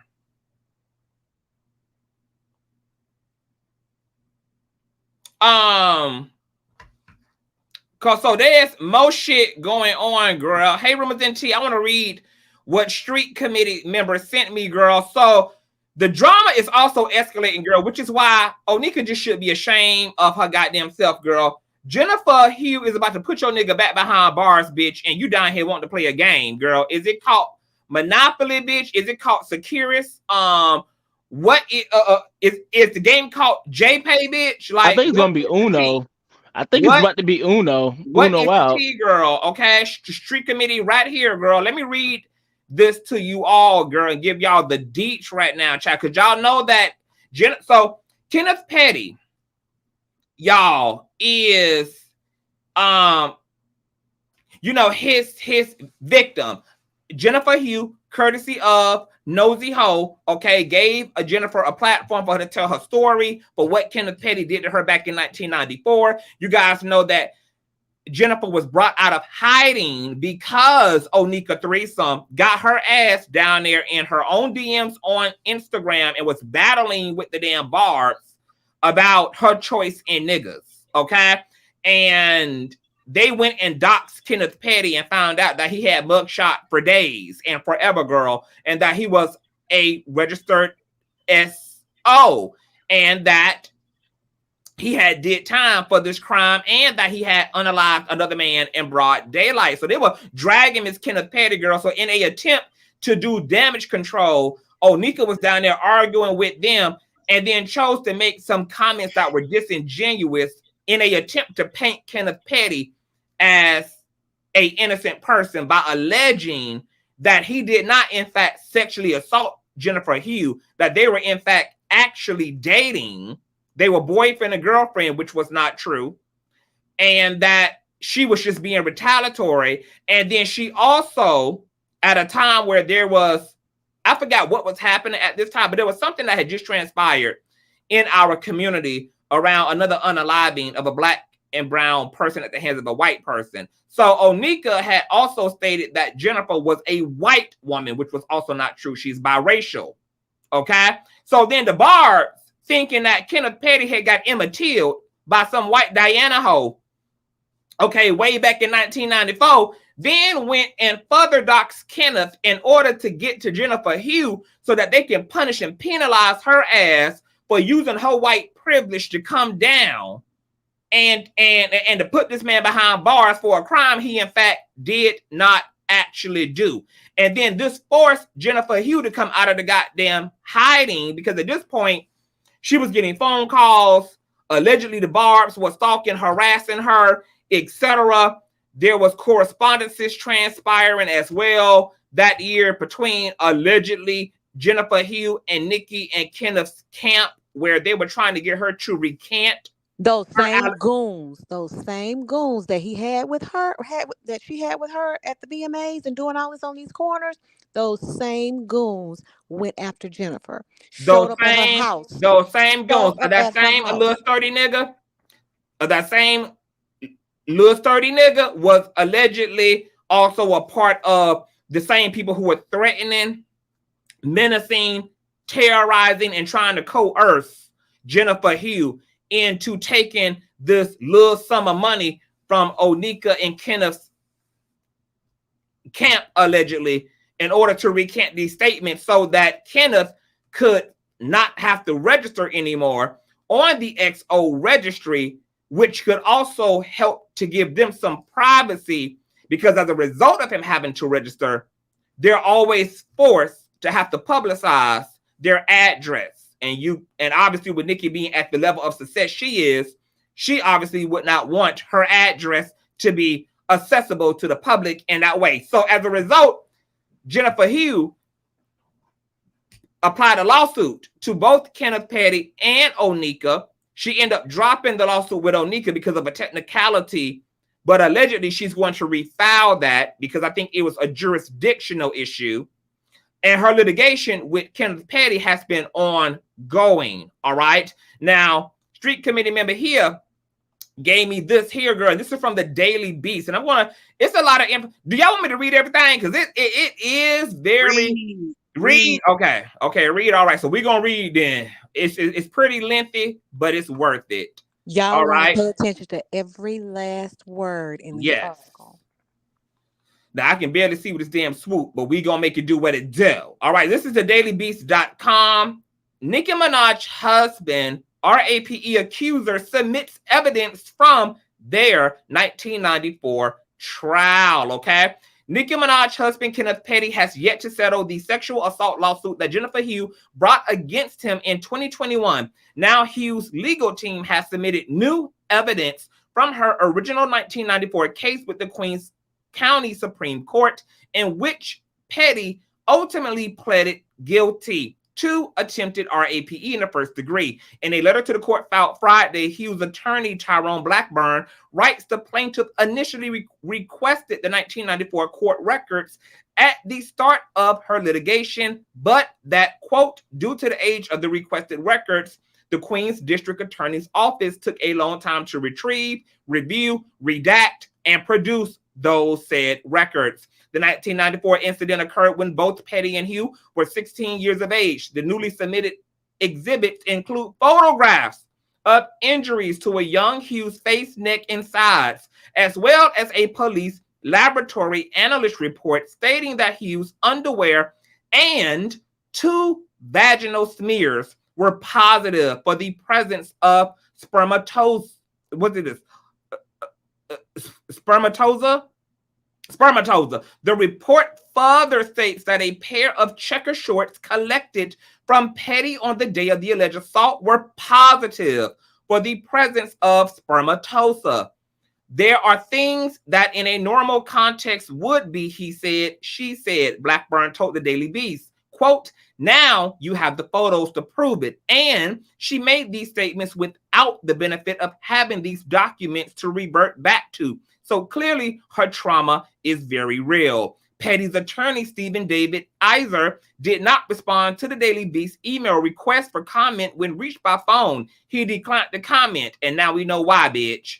When asked what she hopes to demonstrate with these new documents, Hugh told the Daily Beast that she just wanted to show proof that I didn't lie on this man. I did exactly what I was supposed to do. When it happened, I went to the police. I went to the hospital. I had a RAPE kit done. According to the New York State Sex Offender Registry, Petty was convicted of attempted RAPE in the first degree in 1995 for a crime that occurred on September 16th of 1994. It was on that date that Hugh's 2021 complaint alleges that Petty sexually assaulted her at knife point in the bedroom. Eventually, Hugh alleges that she was able to escape by throwing a bottle of contact solution at Petty's big ass head. At the time, Hugh said she did not have any adults in her family to advise her or to accompany her to the hospital after the alleged assault. Back in 2021, a child friend of Hugh's confirmed to the Daily Beast that they picked up Hugh from the hospital. Quote, I had no kind of guidance at all in my corner, Hugh said, so I went through that by myself. Hughes first spoke out against Petty in a YouTube video posted in November of 2020. Her lawsuit against Petty, filed in August of 2021, alleged that third parties, those GED having ass niggas in Kenneth Petty's videos connected to Petty, had begun pressuring her to recant her story through bribes and threats. In a declaration filed on November 2022 or 2021, Petty claimed that the 1994 encounter between himself and Hugh was consensual. Quote, I did not force plaintiff into a house. I did not force plaintiff to have sex with me. And I did not sexually or physically assault plaintiff in any way. Nor did I ever threaten plaintiff, the filing reads. I pled guilty to attempted RAPE despite my innocence because I was a scared 16-year-old kid and was told that my sentence would be 20 years to life if I did not plead guilty to attempted RAPE. Petty's declaration also denies that he ever harassed Hugh directly or indirectly or asked others to do so. According to a status report Blackburn filed to the court at the NMA, Hugh and Petty were unable to settle during private mediation. The case has now entered discovery with a fact-finding deadline set for December 12th, according to the case's docket report. And an in-person status conference is set for September 27th. Oh, that's at the end of the month, you guys. The newly submitted records include a complaint report dated September 16th of 1994, the day Hugh alleges that Petty assaulted her before she ran to school to report the crime. The report states that Hugh was walking to school before the incident occurred and adds that Petty put a blunt object into her back and told her to keep walking. After hearing the clicking noise, the report states Hugh assumed the object was a gun and complied. After the alleged assault, the report notes that Hugh said she struck Perk with plastic bottle, causing him to fall, at which point she fled. The newly submitted documents include photographs of both a large bottle of contact solution and a long knife, the latter of which tested negative for blood, according to the same police laboratory analyst report that found sperm on boxer shorts collected from Petty. Blackburn told the Daily Beast that until the Queens District Attorney's Office recently handed over the documents, Hugh did not have any records from her ongoing case. All she had was her lived experience, Blackburn said, and her lived experience is corroborated by the evidence from 1994, the evidence that was taken the day of the incident, not a week later, not 2 days later, not a day later. When asked what it's like to see all these old documents, Hugh replied that the photographs hit her with the hardest. It just brought back what it was like to me at the time. And it was a pretty scary time, she said. When I look at this stuff, when I have to talk about this stuff, it feels like I'm back in it, Hugh added. It feels like I'm in a tornado and I'm going to get out of it. And my leg just keeps getting stuck. These are images of that young Jennifer Hugh. Yes. 1 second. I'm not just stay right there. I want everybody, take a look at that screen. Look at that girl. Now just remember Nicki telling all of her fans and say she sicked those people on her and told everybody, but white is right, right? Do you see? Look at that picture of her. Could she even have been confused for being a white girl? Look at what you're looking at right now. Hell no, not even close. She told her, and she also told them, oh, she was older than him, and that was his girlfriend. And you'll finish reading in that declaration. He said that wasn't his girlfriend. He said they are the same exact age, 1 month apart. That's all. And catch this as well, Andre. The fact that this nigga literally said that he never sexually was with this woman, assaulted this woman, etc. And he must have forgot there's a whole RAPE kit done. And that his own draws were used for comparative analysts. I think he I think he never thought first of all, clearly he's not that bright. At all. We can see this from the videos. Yeah. But I think he never thought about the file. I think he never thought that, you know, who would go get a file like that? Who would think to do that? My understanding is because y'all know, everybody that listens to me, y'all know I suffer from insomnia. So I was up that night. And I saw where they were talking about this video. I happened up on her. I heard her first live in person, the first night when she told her story. She didn't even know how to use YouTube, okay? But she wanted to get it out because she was so scared. The girl said later on she had been trying to get her file since then. 3 or 4 years ago, this girl been trying to get this file. She'd been waiting on it. She just kept her mouth closed and didn't say anything about it. So Nicki them wouldn't have enough sense to go try to pay somebody to destroy it. She has kept her mouth closed this entire time that she was working on getting this file. I'm wondering if Nicki Minaj was aware of it, because this happened in 1994. Hold on, you guys. I don't want you guys right? to get into. Hold on, y'all. I don't want y'all to get into too much of a discussion. Okay, sorry. Go back on mute. Wait, wait. The only thing I wanted to say was this is giving brother polite. That's it. So the article continues on too. This is the last line. Amongst the newly submitted documents is an arrest worksheet that states Petty was charged with RAPE, unlawful imprisonment, and criminal possession of a weapon on September 16th of 1994. An intake bureau record states that during the alleged assault, Hugh claimed Petty pulled at her clothes, pinched at her sides, and choked her. The record notes that visible bruises, presumably those shown in the photographs of a 16-year-old Hugh, also dated September 16th of 1994. After hitting Petty with a bottle and escaping, the intake bureau record states that Hugh said she went to her school. Police recovered a large knife, a bottle of contact lens cleaner, bed sheets, and clothing from Petty's home where the incident allegedly took place.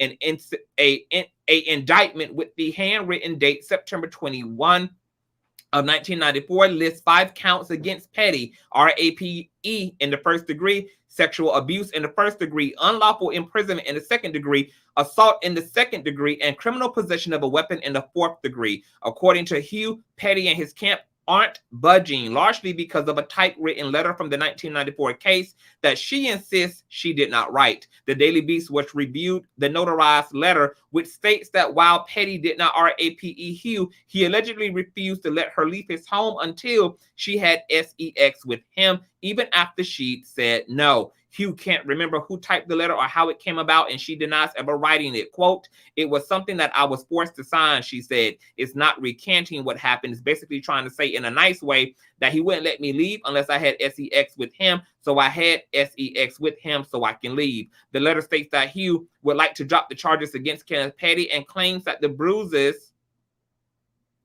photographed on Hugh's neck were hickeys that I got the day before from someone else. While Hugh has repeatedly insisted that she and Petty were never in a relationship, the letter states that she used to go out with him.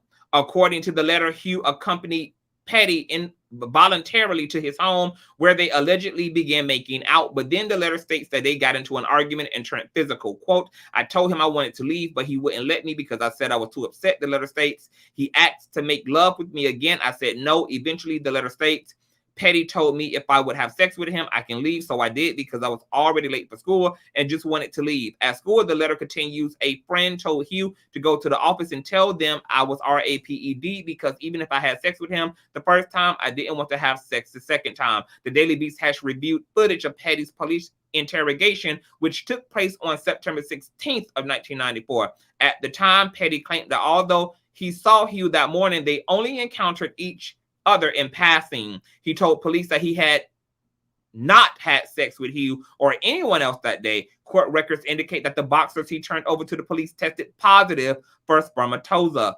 During a hearing on April 5th of 1995, a court transcript reviewed by the Daily Beast indicates that Petty withdrew his not guilty plea and instead pled guilty to the charge of attempted RAPE. Before the alleged threats against her, Hugh said, I didn't feel the need to prove who Petty was, what kind of person he was. She insists that she did not come forward for clout, but only out of fear of her life due to the alleged threats she received for months after Petty's arrest in March 2020 for failing to register as a sex offender in the state of California.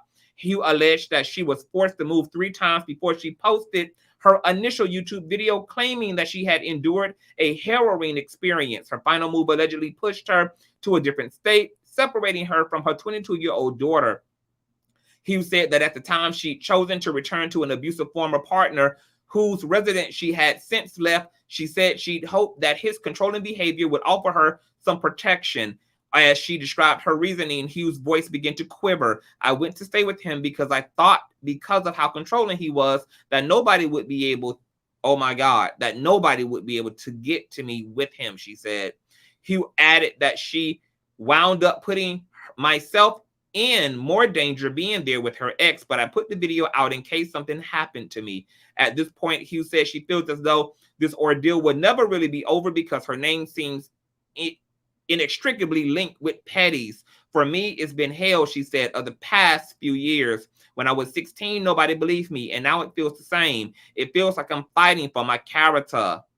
And bringing the new documents, Hugh says she hopes that those who still support Petty will see that he did what he did. The reason why he had to register is because of he's guilty, Hugh said. You don't get to bully people into doing what you want them to do so you can look good. All right, 2 remarks I want to make, and then I'm going to hand it over to y'all. Wow. First of all, thank you for this article.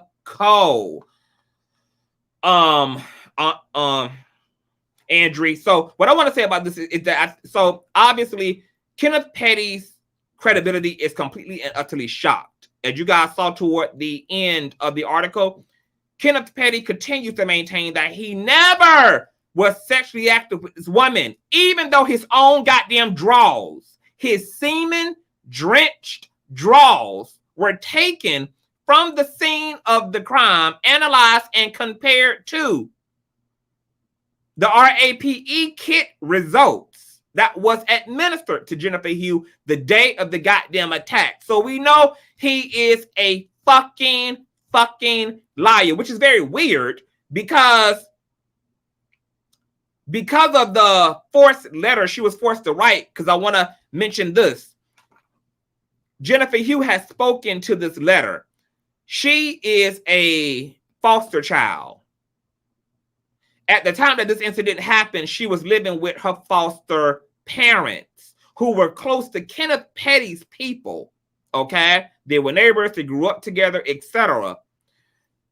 Because her foster care parents did not want to ruin their relationship to Kenneth's people, they tried to force Jennifer to recant her allegations against Kenneth.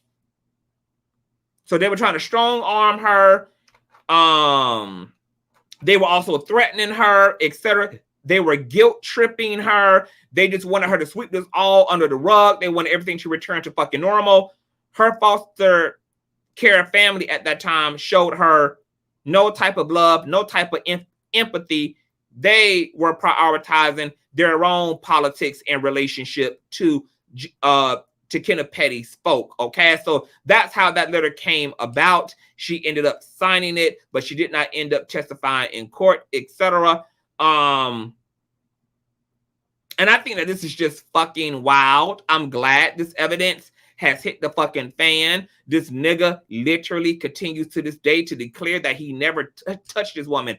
This letter actually gave him a leg up because he could have used the narrative by the foster parents that they were together, they had sex, he wanted to have sex the second time, or whatever it was. He wouldn't let her leave. He could have actually ran with that narrative. But I don't understand how this nigga forgot that your draws, my nigga, were taken from the scene. Your draws. And what's even your worse, dirty ass, ratchet ass, low vibrational, wick doctrine ass draws were taken from the damn scene, bitch. And they were compared to a whole RAPE kit. Are you damn dumb? And you out here continuing to say you never touched this woman, you never had intercourse with this woman, you never penetrated this woman, you never was sexual with this fucking woman. Like, and to your point, Andrew, Kenneth Petty does look as challenged as he actually behaves. He actually looks like he's actually on the spectrum. When I first saw Kenneth Petty, I thought he was on the spectrum. I'm like, oh my God, like, shout out to Nicki Minaj for not being so superficial. You know, she's with a special needs person. This is really good for her. No, I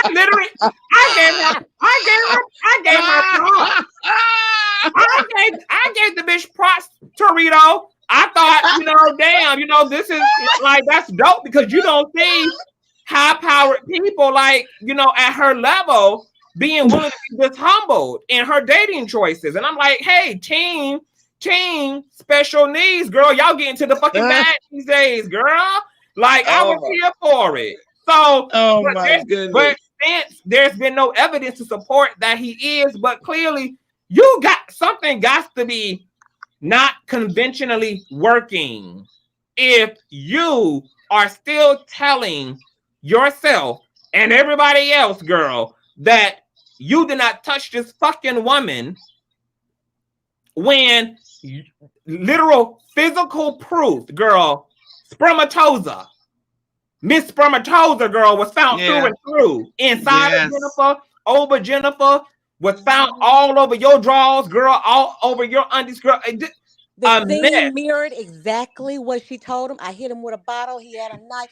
They found the bottle. They found the knife. They found the sheets. They found, and then he even said the girl was there.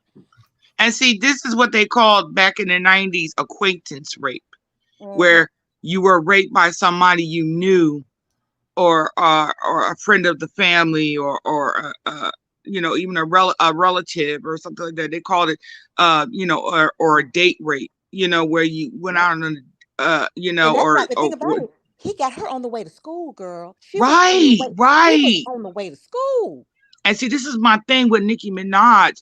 She say, okay, when it had came out that she was dating him and they was together and whatever, she said that he was a childhood friend, which makes me think that Nicki Minaj was aware of the situation and knew about it. Because she's one of his victims. She was dating him when she was 14. Now, mind you, she's a few years younger than Jennifer. My understanding is he's about between 4 to 6 years older than her. She was a child when he was messing with her. And she's not even realizing she's a victim. But my thing the victim, she stayed quiet the whole time. She didn't. She stayed to herself. She tried to stay behind the scenes. It wasn't until when Nicki had to register this nigga as a sexual offender when the shit hit the fan, and then they came after the victim. They said, "Oh, you got to recant this. You got to do this and do that." I'm so surprised that they haven't brought charges on Nicki Minaj for that shit. He whooped Nicki when they were young, slapped her under a car. Right. But here's my thing. This is what I felt like this is the worst part about it for me, in my opinion, for me. Okay, so the letter, it's bad enough that they made her write the letter and all of that, right? That's bad enough. How the letter came about and who actually took her. So the letter came about, they wrote this thing and made her sign it or whatever. So then they took her to court that day. Who is they? So 2 people pretending to be her aunt and uncle. Who were the 2 people? His parents came and picked the girl up, took her to the court, had this letter, and they wanted her to stand up in court and recant. She said Just so happens, by the grace of God, the DA was walking up these steps to head into court. And the girl, I felt so bad for her that night. She said was heading up the steps to go into court, and saw her, say, Jennifer, what are you doing here? Because again, remember, he was pleading guilty that day to attempted RAPE. Remember, Right. And this was a plea deal to spare her, because the DA and all of them knew she had been getting threats. She was scared to death. And they were trying to keep her from having to testify. So this was going to be the compromise, because they were requiring jail time for him. And they figured she could be old, she would get old enough, strong enough, maybe move, you know what I'm saying? Right. And he would be away from her for this. And my understanding was he could not get a break on the time he had to serve all of it. So you can tell that this was conjured up between her adopted parents. Yes. And because they knew his family. That's something that they came up with. God put the DA there. So she said they had her with the letter in her hand, and said she happened to look to the side and was like, Jennifer, what are you doing here? And so she said, I don't want to this to happen. I don't want any of this. And she had the letter in her hand. But just so happened the people were behind her, so they couldn't see her face as she was talking to the DA, and she was able to motion and with her eyes and to mouth the words that they were making her do this, that the people were making her do this. And so the DA kind of played along with it with Jennifer, went on into the courtroom, right?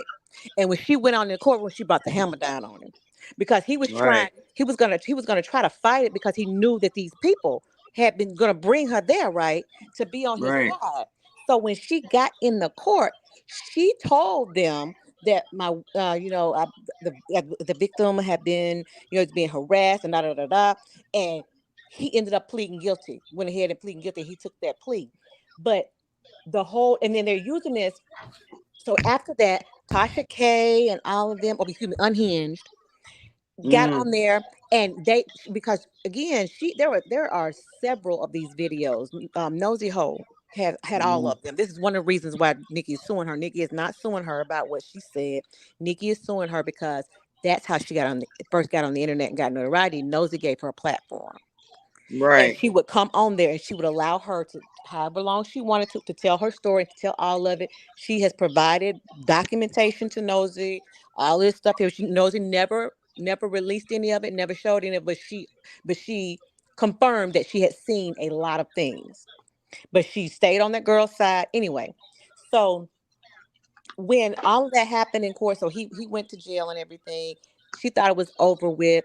She said the reason she knew when he got with Nicki was going to be an issue or whatever. No, not going to be an issue for her, but she was like, wow, I can't believe this. She, because she said she was a fan. She said, I was a fan. And she was like, I'm like, wow, man, why would she get with him? She said, but in her mind, he had served his time, right? He had served his time. She didn't live there anymore. Right. And she went into hiding, and she basically, I can understand why she went into hiding, because she couldn't trust nobody no more. Yeah, she couldn't trust her adopted parents because they basically turned their back on her. She was living in Atlanta. Right. She said when she got there, she said, so when he came out, she saw him. She said people started like, do you see this? She said, I didn't say a word. I didn't want nobody to know nothing about me. She said, plus, again, he had served his time. He was on the registry. That was good enough for me. She didn't care. But when he missed the registering, because she didn't want him to register, apparently, because again, like their address and stuff, and he wanted to be able to go and be with her. So I guess because he thought he was rich now, he didn't have to register, and so he got in trouble. So that's when the people started showing up. I don't know if the article says or not. Her daughter, these people showed up at a club that her daughter was in. Yep. Right. Showed up at a club her daughter was in. Showed up, sent somebody that she was cool with, or she thought was cool with, her brother. Sent them down to her house and told he was to her house where she lived at. He was in town for a business meeting. She said, this is her brother's friend. So she's like, okay. She hadn't seen him in a long time, but whatever. He's in town. This is my brother's friend. Blah blah blah. Right?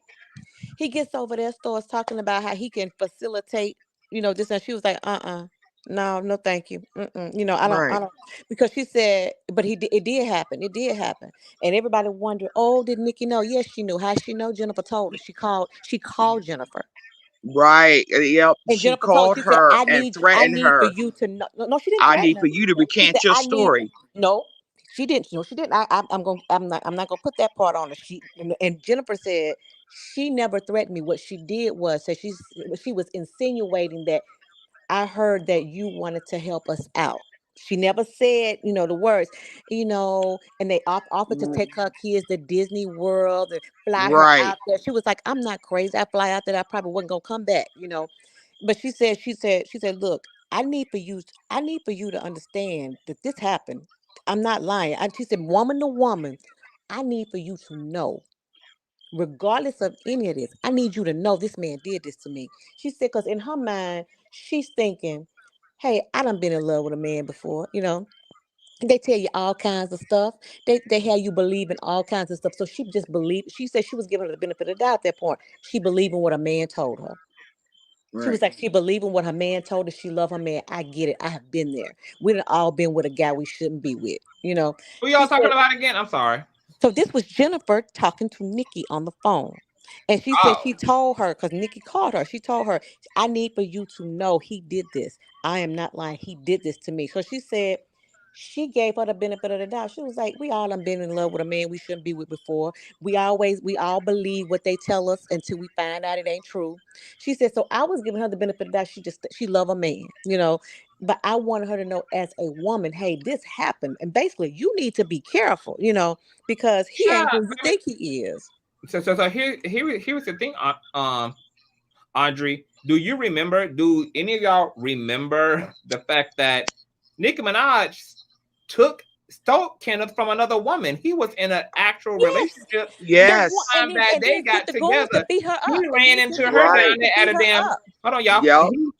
He ran into her ass down there at a pumpkin festival and went to meet up with her. And then what's crazy is that he went down there to meet up with his old love Nikki at this pumpkin festival, at this Right. Turkey giveaway where she gave some chitlin turkeys away. festival. Yeah. Hold on, y'all. Hold on, because it's the gag.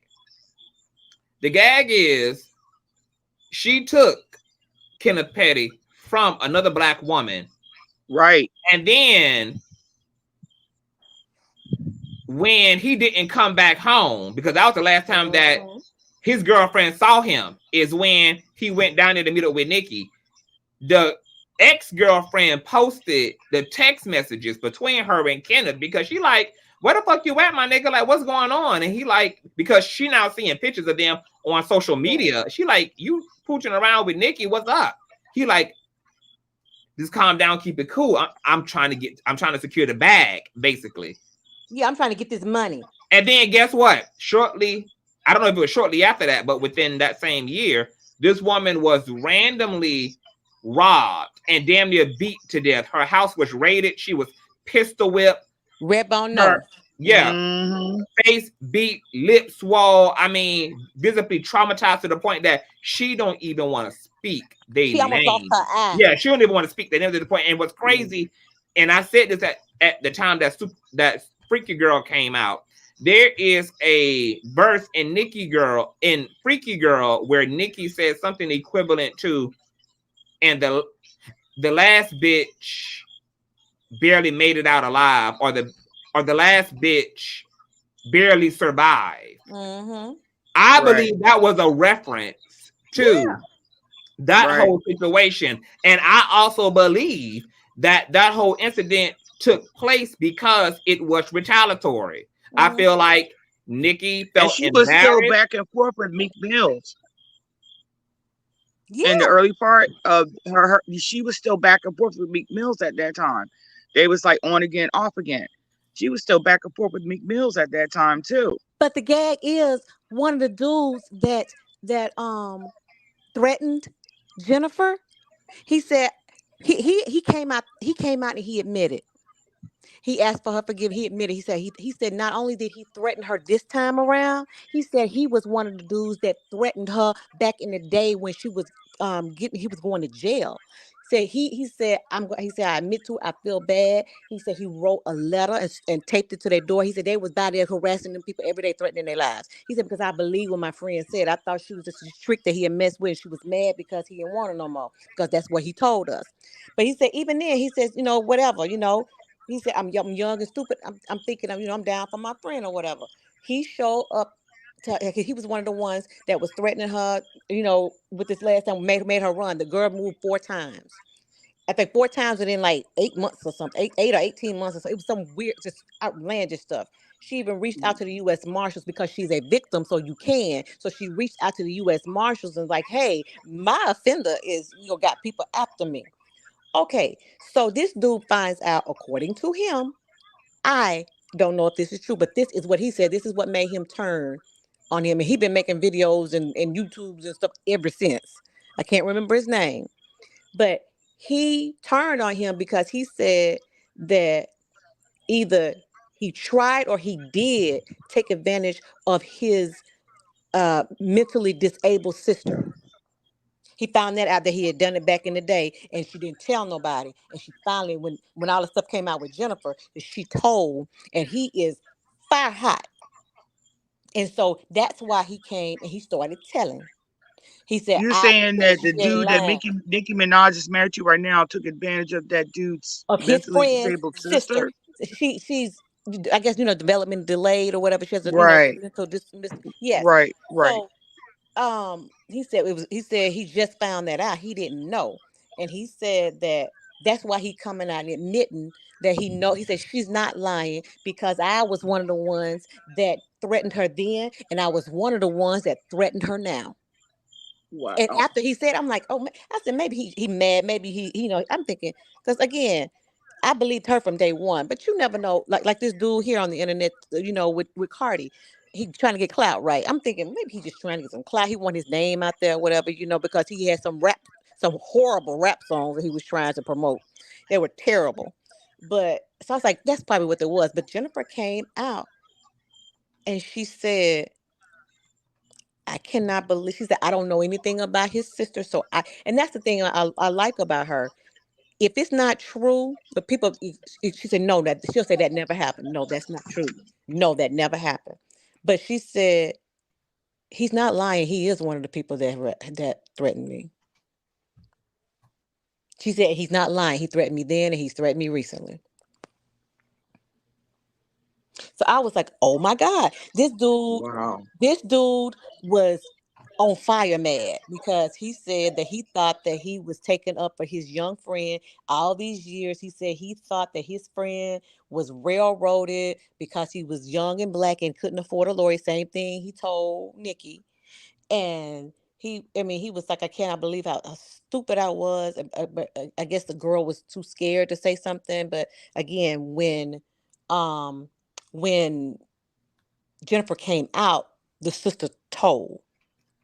And so, he got on, there was a time where that man got on the net every day for, I know, a month and was clowning because he said that he'd bring him and Nicki down. And he's like, and they did offer her money because he said he was one of the ones that he said, I had some of the money. It was a mess. It was a mess. It was a mess. And I believe it was, if I'm not mistaken, I believe it was $30,000 or something like that. It started out at like 15 or 10, and it got upwards of like 50, right? Right. And she said she thought at first the one dude that she said because this dude, the people kept showing up at the house, remember? And she said she was sitting in the car with one dude talking to him, and the conversation kind of flipped, and said next thing you know, he laying money in her lap. Telling her, hey, you can have this money. Well, she said she thought at first he was trying to do something to gain the respect, and look big for Nicki and Kenny so he could, get bigger up with them, right? He could really get in good with them. So she thought that he was offering like his money or whatever so that he could say, look, I did you this big one, until Nicki sent her, Nicki, she on the phone with Nicki and all of this kind of stuff. And she was like, oh my God. Yeah. Before y'all go any further, Before you go any further, and thank y'all for the backstory. I do want to get a rumors and tea in here. I also want to just refresh people's memory about this incident with Kenneth Petty's ex-girlfriend, the one he left for Nicki. This is according to hiphopwhite.com, and this is also a screenshot of her on Instagram. At the time that this happened, a bloody nose, a bruised face, a black eye, a busted lip, etc. The article reads that just when it seemed like the controversy behind Nicki Minaj's relationship with Kenneth Petty was dying down, his ex-girlfriend, Noelle Redbone, suffered a very scary situation and took to the gram to inform her followers about it. Late last night, the IG model posted a picture of a blood-splattered tile floor and explaining that someone came to shoot me in my own home and drop your gun. I'm out of commission for a few. Pray for me. Luckily, her daughter wasn't around when the home invasion happened, but still, one has to wonder who would want to violate her like this and why. In her Insta story, she went on to show a picture of her bruised up face and lips to give her followers an idea of just how bad things got. While most fans will automatically assume that Nicki or Petty has something to do with this, we must remind people not to jump to conclusions. But Noelle put her then live-in boyfriend Kenneth on blast for leaving her to meet Nicki Minaj at a charity Thanksgiving event a few months ago. Okay, you got a Barb in here saying that he should have put this girl in the casket, and Jennifer deserved everything she got. Yeah, Roman's bottom. We're gonna allow a Roman's bottom to bottom, child. We're gonna let him take, because you know all is fair in love and war, child. If they want to defend Pen Up, let them defend Pen Up. Oh no, and saying he should have got the little girl too. Should have got the daughter too. I see that. It's to be expected, of course. I want to get a rumors and tea in here. I know you had jumped up as well. Your thoughts on the feud? Are you ready for the ladies to stop fighting and just get to the bag, entertain us, do great music, you know, and just make history? Or what's tea of rumors and tea? They're very talented. Both of them are very, very talented. Cardi B and Nicki Minaj. The only problem I have with Nicki Minaj is that hold on, boo. I was directing that question to rumors and tea up on the panel. I'm sorry. Go ahead. I apologize. Speak yet? I'm apologize. I'm sorry. Go ahead, rumors and tea. Hey y'all. Hey everybody. Hey. Okay, so let me get the humor part out the way. I now address the Petty clan as the old kids on the block. You know, they the old kids on the block. I haven't seen niggas posted up outside on the block since like the 90s, late 90s, maybe early 2000s. It was just giving me very much cornball. Like they're really old people, no shade, you know, I'm probably up there with them, but they're really like the type of old people that are really not familiar with social media. I could tell by their antics, it's very dated. Nicki antics are very dated. It's like this is not 2004, 5, or 6. You know, with that son, you know, you my son. You know, she comes off super disingenuous with everything she does to me. It just comes off very performative. I agree with you wholeheartedly when you said that the threat with her and these girls are the authenticity. For me, let me just keep it real. I've never been a fan of her music. It was very, very much like Dr. Seuss rhymes. But I understand she was dominant at her during her time because there was no competition, because you know there was not any other females out here. Like when she came out, she stole. We already know she stole Kim's style, you know. But it's like I want her fans, her supporters to stop being so delusional. Like you can't say someone is the queen of something and there's no competition, you know, as if like it's because there was actually competition that could not compete when there literally was no competition. What, Remy went to jail, you know what I mean? Trina and them, like their era, not to say had past, but they were not in the height of their era. The Eves, the Missies, all of that. There was competition out there, but they weren't getting the platform. They didn't have a team behind them. They didn't have no one, like you said, that was co-signing them. She can't take the fact that the industry is now flooded with competition. It doesn't matter, because in my opinion, a lot of these girls sound just like her, and she's whack. Even though she stole Kim's style, to me though, it's very bubblegum. She did what she had to do. They played with Kim's emotion in her psyche. You know what I mean? Like, I think that Kim was very vulnerable throughout that time, because she had don't lost Biggie. You know what I'm saying? Keeping it 100, not making no excuses. But I do feel like, um, when Biggie, saying, when he transitioned, she was lost. In my opinion, Kim was very much lost. So she was vulnerable and taken advantage of, played out. You know what I'm saying? And old girl just took it and ran with it. But she's not it. I'm sorry. I know people say her music is catchy. Yeah, she became more versatile. She went over to the pop, what I'm saying, sector. But to me, she ain't nothing fabulous to be walking around here, son, son, son. This is not 2004, 5, and 6. Like, you're dated, your niggas dated, or whatever the case may be, and you just really need to just like humble yourself. But she got delusional fans. Her fans are children. You know what I mean? And any adult that does not see her as a problem in the equation, you know what I mean? They show me that, they have some, challenges with themselves as well. Like, you still think like a child. You haven't matured and you don't see the bigger picture. She should be out here embracing these young girls and all, up and coming. That's what makes you like a queen. You can't say that you're a queen and none of your characteristics are showing that you are queen. No, what you are is a tyrant. You're a tyrant in the industry. All she does is have temper tantrums. And the tantrums that she be having are so unnecessary. It's actually sickening. Now, when it comes to Carly, I think Carly needs to grow up in a lot of ways too. Like, Carly, you're winning. You don't have to like really, because she argued with the fans. It's weird to me. Like, these people aren't buying your music. So why are you even like, you understand what I'm saying? I could see if this was like, people that actually support you. They don't support you. So why are you arguing with people that don't support you? They're not putting money in your pocket.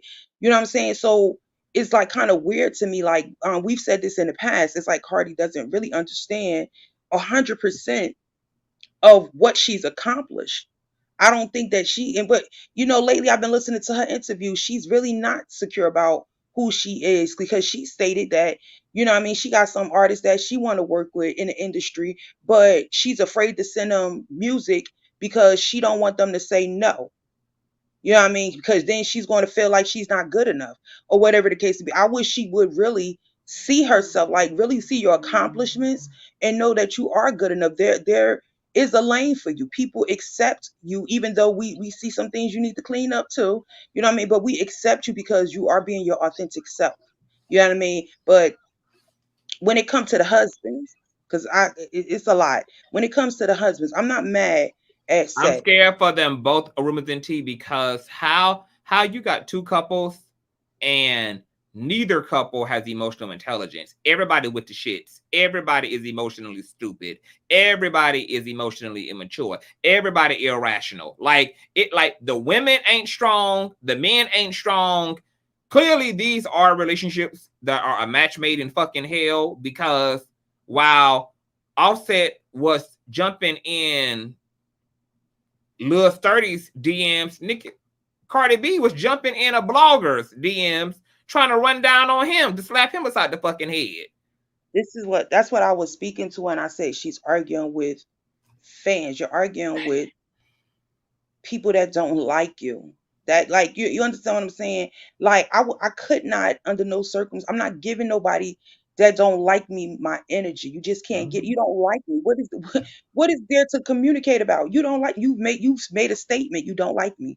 We have nothing to communicate about. You don't sign my checks. You ain't paying my bills. You ain't making no donate. Like, you don't support me. You don't like me. I don't have no conversation for it.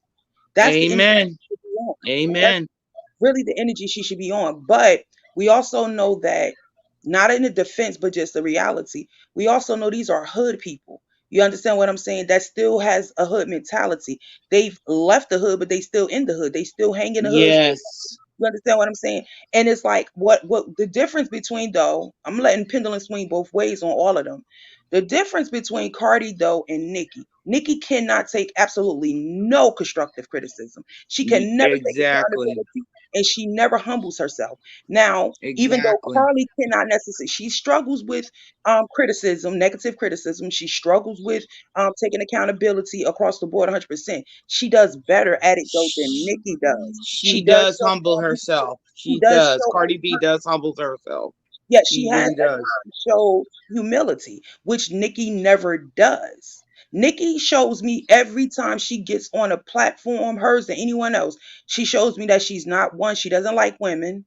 She doesn't love women too. She's not for women three. It is all about her. But she doesn't really identify, like you say, she only uses Say her that. femininity. She only uses her femininity as a way to capitalize off so that she could stand outside of the because if in reality if she was a male, right, I don't think that she could even carry on the energy that I don't even think she would do half of what she's doing because she Right, couldn't. because of the It, the dominance of the industry yes, being a male absolutely. dominant industry. So she utilizes that, she capitalizes off of that and use it and weaponize it against women. We should never ever think that this woman is going to, even though she's a gatekeeper, she's never going to, anytime she allows anyone to come sit at the table with her, it's her doing you a favor. And it'd be really crazy because the few female artists that she have worked with, it's She like, feels I are wish beneath you could her. come at a live. It's all about her. Even when And it's that's like a every time, narcissist in her. it's Like very you common. just said, you said exactly right, 100%. You sitting at the table with her, she's going to see it as her giving you the privilege of sitting at the table with her. And Period. rumors and That's the tea, narcissist of it. you put your finger on it because my thing is one person allowing you, maybe two, but six, seven, eight different female artists are from different eras. They're not all telling the same lie on you. And you think about when she got that Lifetime Achievement Award last year, that should have been her moment for her peers to shower their love and their excitement for her. Not one showed up for her. Nope. Not one from any era, not one Nope. from any genre. None Nope. of them But see, showed here's up the to thing, even the celebrate with ones, her but and to even the celebrate ones her. that have, listen, ladies, even the ones that have publicly given her accolades, she She still has shits not on them. get, like, yeah, it's like, so it's for me, I think at this point that everyone should stop, anyone that's in the industry. Like, I understand holding a person, like holding people feet to the fire, but at this point, you know what I'm saying, what these other rap girls have shown and proven, you don't need her. Mm-hmm. That irks her even more because for all the Mm-hmm. ones that she continues to do these, like, pull these antics with, that decide, you know what I'm saying, really believe in themselves or whatever, they all right, they go and collab with each other. That just sends her into a downward spiral. Now, And speaking that's what CTV was saying earlier Yep. tonight about her jealousy, Her her downfall. uh the right, her jealousy, her enviance of the fact that what CTV was saying earlier tonight, that you are totally 100, girl, you was because 100% it's like, on listen, you have to think everything. about it. Her way of thinking. Like, I tell people a lot of times, when you see someone that's off putting to you, you know what I mean. You should still sit down, engage with them to a certain degree. Make sure you have, you know what I'm saying, your armor on and everything, but engage with them so that it's like the art of war. You learning, who a person is, right? Yes. And for me, I just feel like she's never going to embrace women. And I understand her mentality is, how dare y'all? I didn't give y'all the leeway. I didn't say it was okay. I didn't give y'all permission. Like, because she really in that toxic energy. You like really think these people are obligated. How dare you? Not I to say I come don't up want to her. work with you and you're not going to, but how dare you go behind my back and work with somebody else that they had a nerve to, like, really go 10 toes down, push, you know what I'm saying, 10 boots on, you know what I'm saying, standing hard body and just like really bully your way and push your way into this, because the industry right now is flooded. The dudes ain't doing nothing. The women Right. are really carrying the industry right now. You understand what Right. I'm saying? And Yes, they are. she's been privileged enough to walk around and say that she's in the industry for the females. You understand what I'm saying? For Yeah. however many years it had been when there was no competition for her. But the reality is, guess what? She was carrying it for the women. These women today are Caring for carrying it for everybody. the whole industry. And Yes. say that again. You Because understand what I'm the thing saying? is, Like they Yes, carrying girl. yes. and they Yes, carrying it for the whole 100%. industry. And Here's that's what Yes. here's that's what her bothering her fans psyche. here's what her fans don't seem to get. Okay, fine. Oh, she has dinner with her fans, or she's doing this. Let me tell you something. First of all, one, like we said, the people that she's collaborating with, she's collaborating with them because she thinks she's better than they are. They're not going to outshine her in any way. That's number one. Right. And she can Number charge two, whatever amount of yeah, money and she and she want can to take charge 50% to she can take collaborate with 50% the of their money. artists. and she's at this point smart enough to know that she's going to need some allyship Yes, because the optics also Yes. have the optics have the right. optic. Exactly. And not just that. And two, she takes 50% of their money. That's documented. And then, but here's three. Here's the best. Here's the number three. I am an accountant. If I get accolades from a dentist, that's nice. If I get an accolade from, a pharmacist, that's right. I am an accountant. When I get praise from an accountant who does what I do and knows how hard it is to do it, who understands what I had to go through to get my degrees, all of that, that means more to me than it's nice Right. hearing it from somebody else. But when my peers tell me that Right. that they that they see me and that they acknowledge me, that they think that I'm doing a great job, that's going to mean more to me than somebody that don't have But any see, but idea of see, what I've gone through. But see, Andrea, listen, here's the thing. Her peers, she does not identify as a female, as a woman. Her Exactly. peers do give her accolades, which is the men. They do give her, they help push that narrative. The But men they always sort of. support the division when it comes to women. So But she's getting the accolades that she but once think about the desired. accolades she getting from them. Though, think about it now. Do they say she is one of the best rappers of all time, or do they say she is hands down the best female They rapper? always say the best female, and that's when she, Exactly. but this That is ain't these. so they ain't giving her the props that she think they're giving her. They put her in Right. a place. They're not saying you a good rapper. They're saying you a good female rapper. But this is Right. what You see what I'm saying? she listen, Nick, y'all need to understand. Nikki knows her lane. She really does know her lane. She Oh knows yeah. that regardless that she doesn't identify as a female, she knows that, you know what I'm saying, that they do identify as a female. They recognize her and they put her in that lane, and she's okay with that. She would never, if she was a natural born male, she would never conduct herself with the same energy. She just wouldn't do it. I But know my she wouldn't do it. yeah. But my And thing then about let that me say part. this because I'm gonna drop down and go back down to the And we chat. about to wrap as well. So Yeah. after rumors and tea, everybody can give their final sentiments. My heart and my sincere prayer, love and light sent out to Jennifer. As a person, like my aunt was a foster parent for over 50 years. I have so many cousins through the system.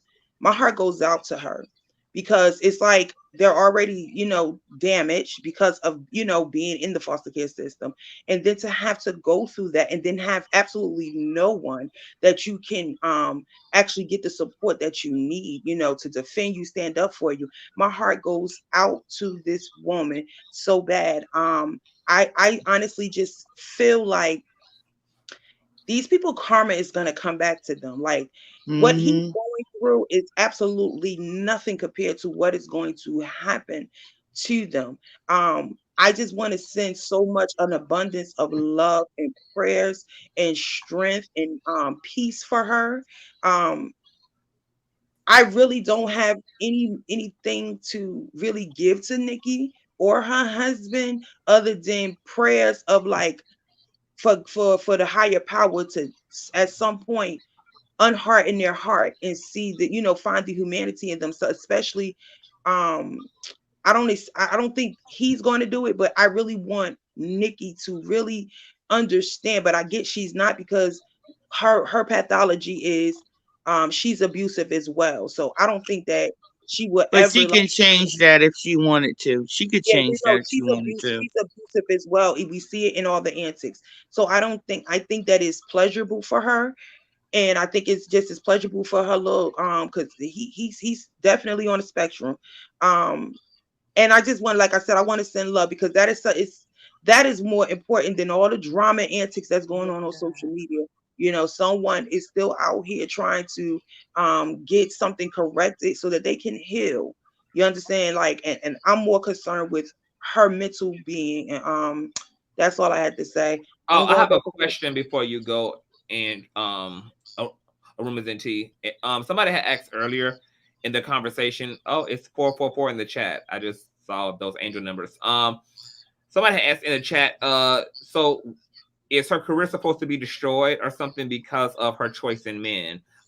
Before you go, rooms and tea. What with all this conversation going on around the way that Kenneth Petty has kind of skewed Nicki's relationship to the general public and her image, etc. What is Nicki supposed to do with that information now in the aftermath of already having a child with him, being married to him? What could this look like at its like? What's the best version of what this can look like now that he's already in the picture? See, here's the thing. I need people to understand. Nicki clearly doesn't have a problem. And she has an audience as well, even though to me it's a 50-50 split with people that are appalled at her choices versus, you know, people that are all for it. And she's okay with that. I don't see anywhere for her to go. Like, it's kind of hard for me to really answer that because I know genuinely this woman is happy in her situation. She's happy to be with this man.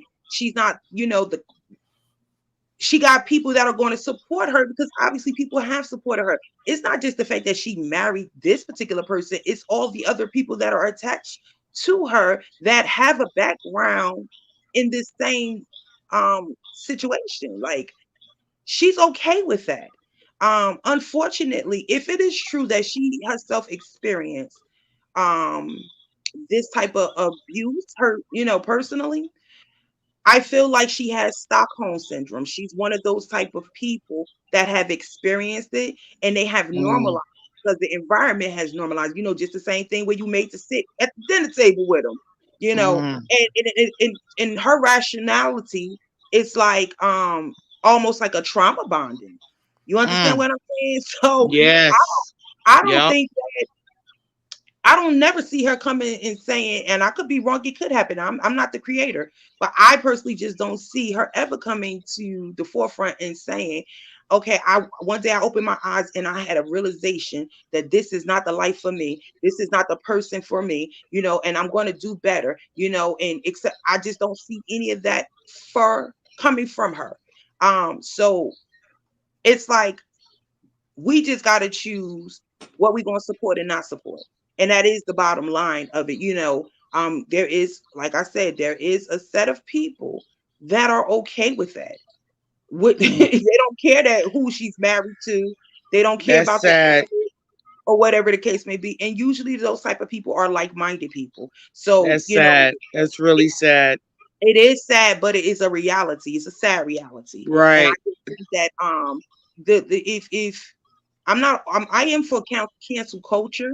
But I'm also for freedom of speech as well and allow people to be who they are. And she's showing us who she is. She's always showing us who she is. And I'm just, you know, I don't know what else to say. She's going to have people that support it. And obviously she has people that support it. It's nothing that we can do about it or whatever. We just choose not to support. Whoever doesn't like it, we just choose not to support it. All right, but thank you for that, Women's and Tea. All right, I'm dropping down. All right, great talking points, you guys. Good night.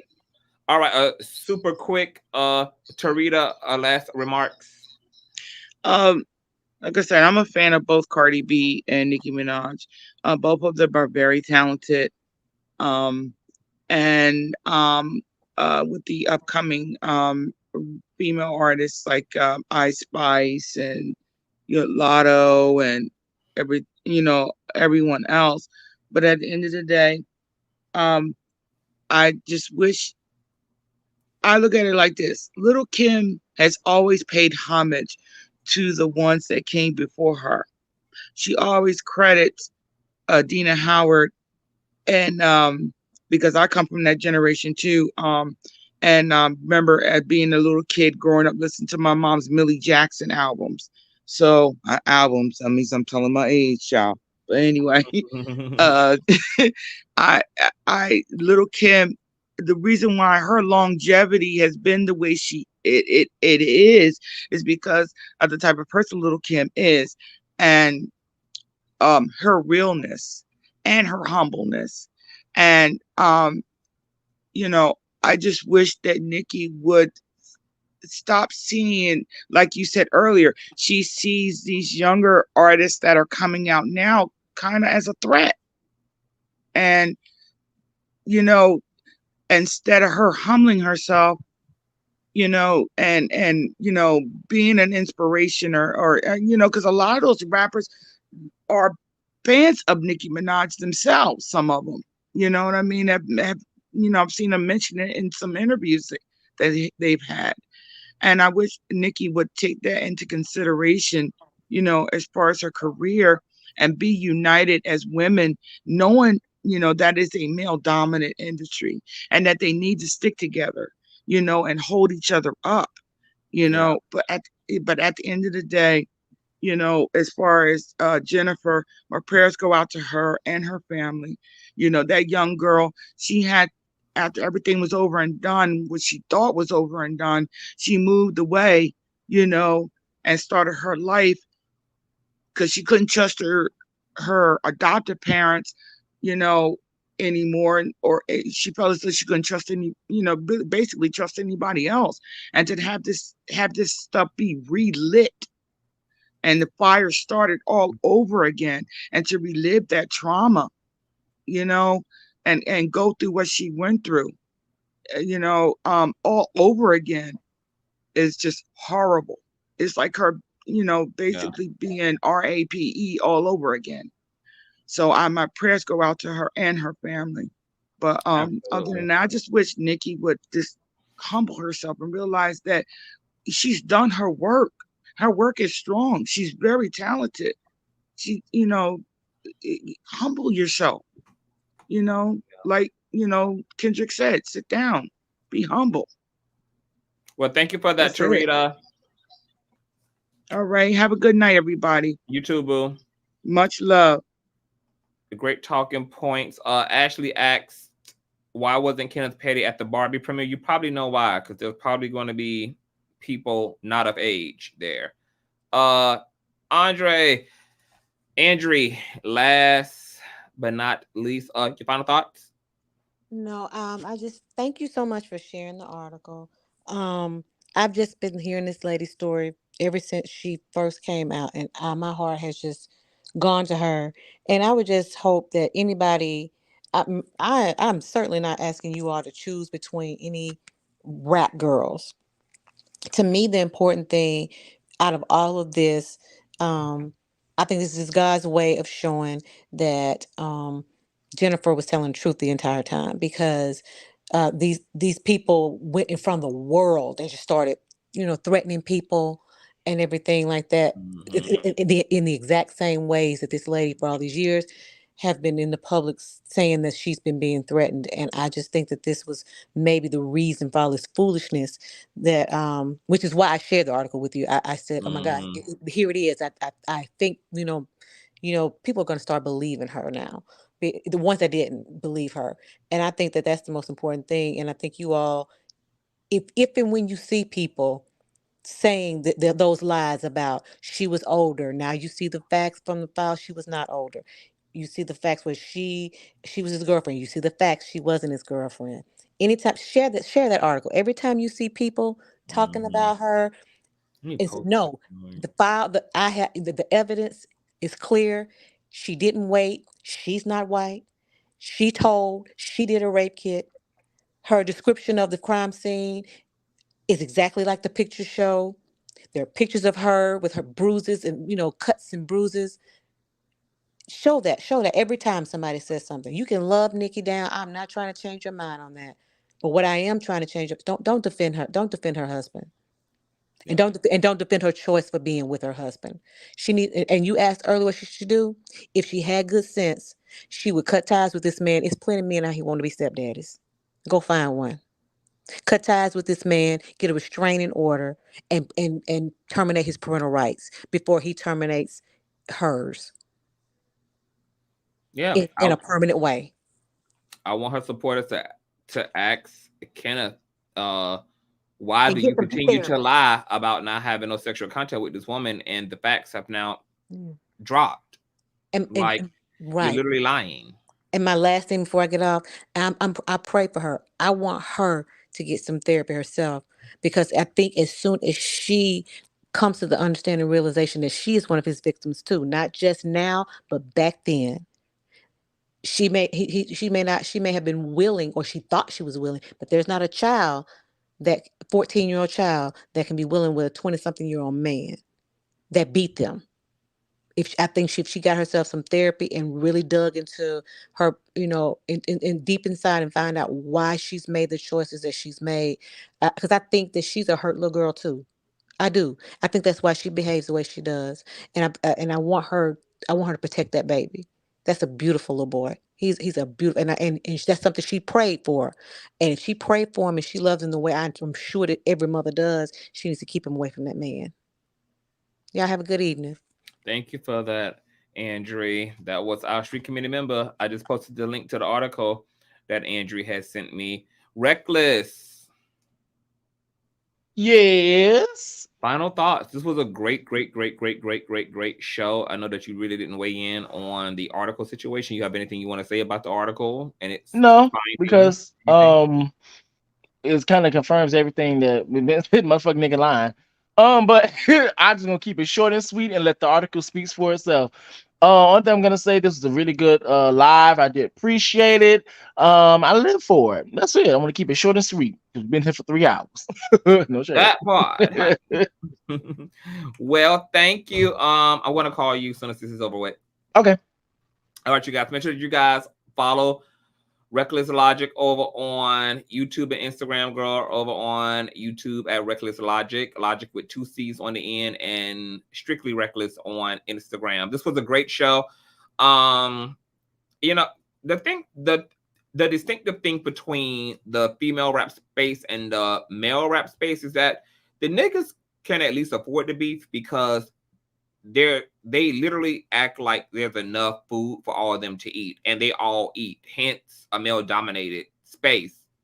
The rap female world is a minority. They're almost an extinct species as female Black MCs in this space professionally and successfully. We literally still counting on 10 hands all of the rap females who have mainstream success. Y'all can't afford to fight, baby. Y'all need to be practicing the goddamn commandment out of the book of Genesis and replenishing eating, girl. It's not enough for y'all ass to be able to afford to fight. The niggas can afford to fight. It's 50 million trillion of them, and they're all being fed. The industry is oversaturated with men in hip hop. Females, y'all, this small of a population, y'all can't afford the war. It's disgusting. It's immature as hell. Grow the fuck up. And I'm going to continue to give roses where roses need to be given. And I'm going to continue to drag where dragging needs to happen. All right. Now I got to get out of here, honey. Go eat me a peach, a plum, or something, honey. This was dynamic. Shout out to all the panelists. What is today is what, Sunday? We might get into some things on Sunday, depending on girl what it's given in terms of energy level. Make sure that you share, thumbs up. If you're new here, subscribe. We do it all. I enjoyed you all tonight. Have a great and safe Saturday, girl. Don't find yourself outside the VMAs looking for Cardi and Offset. Okay. I'll see you all later. Bye.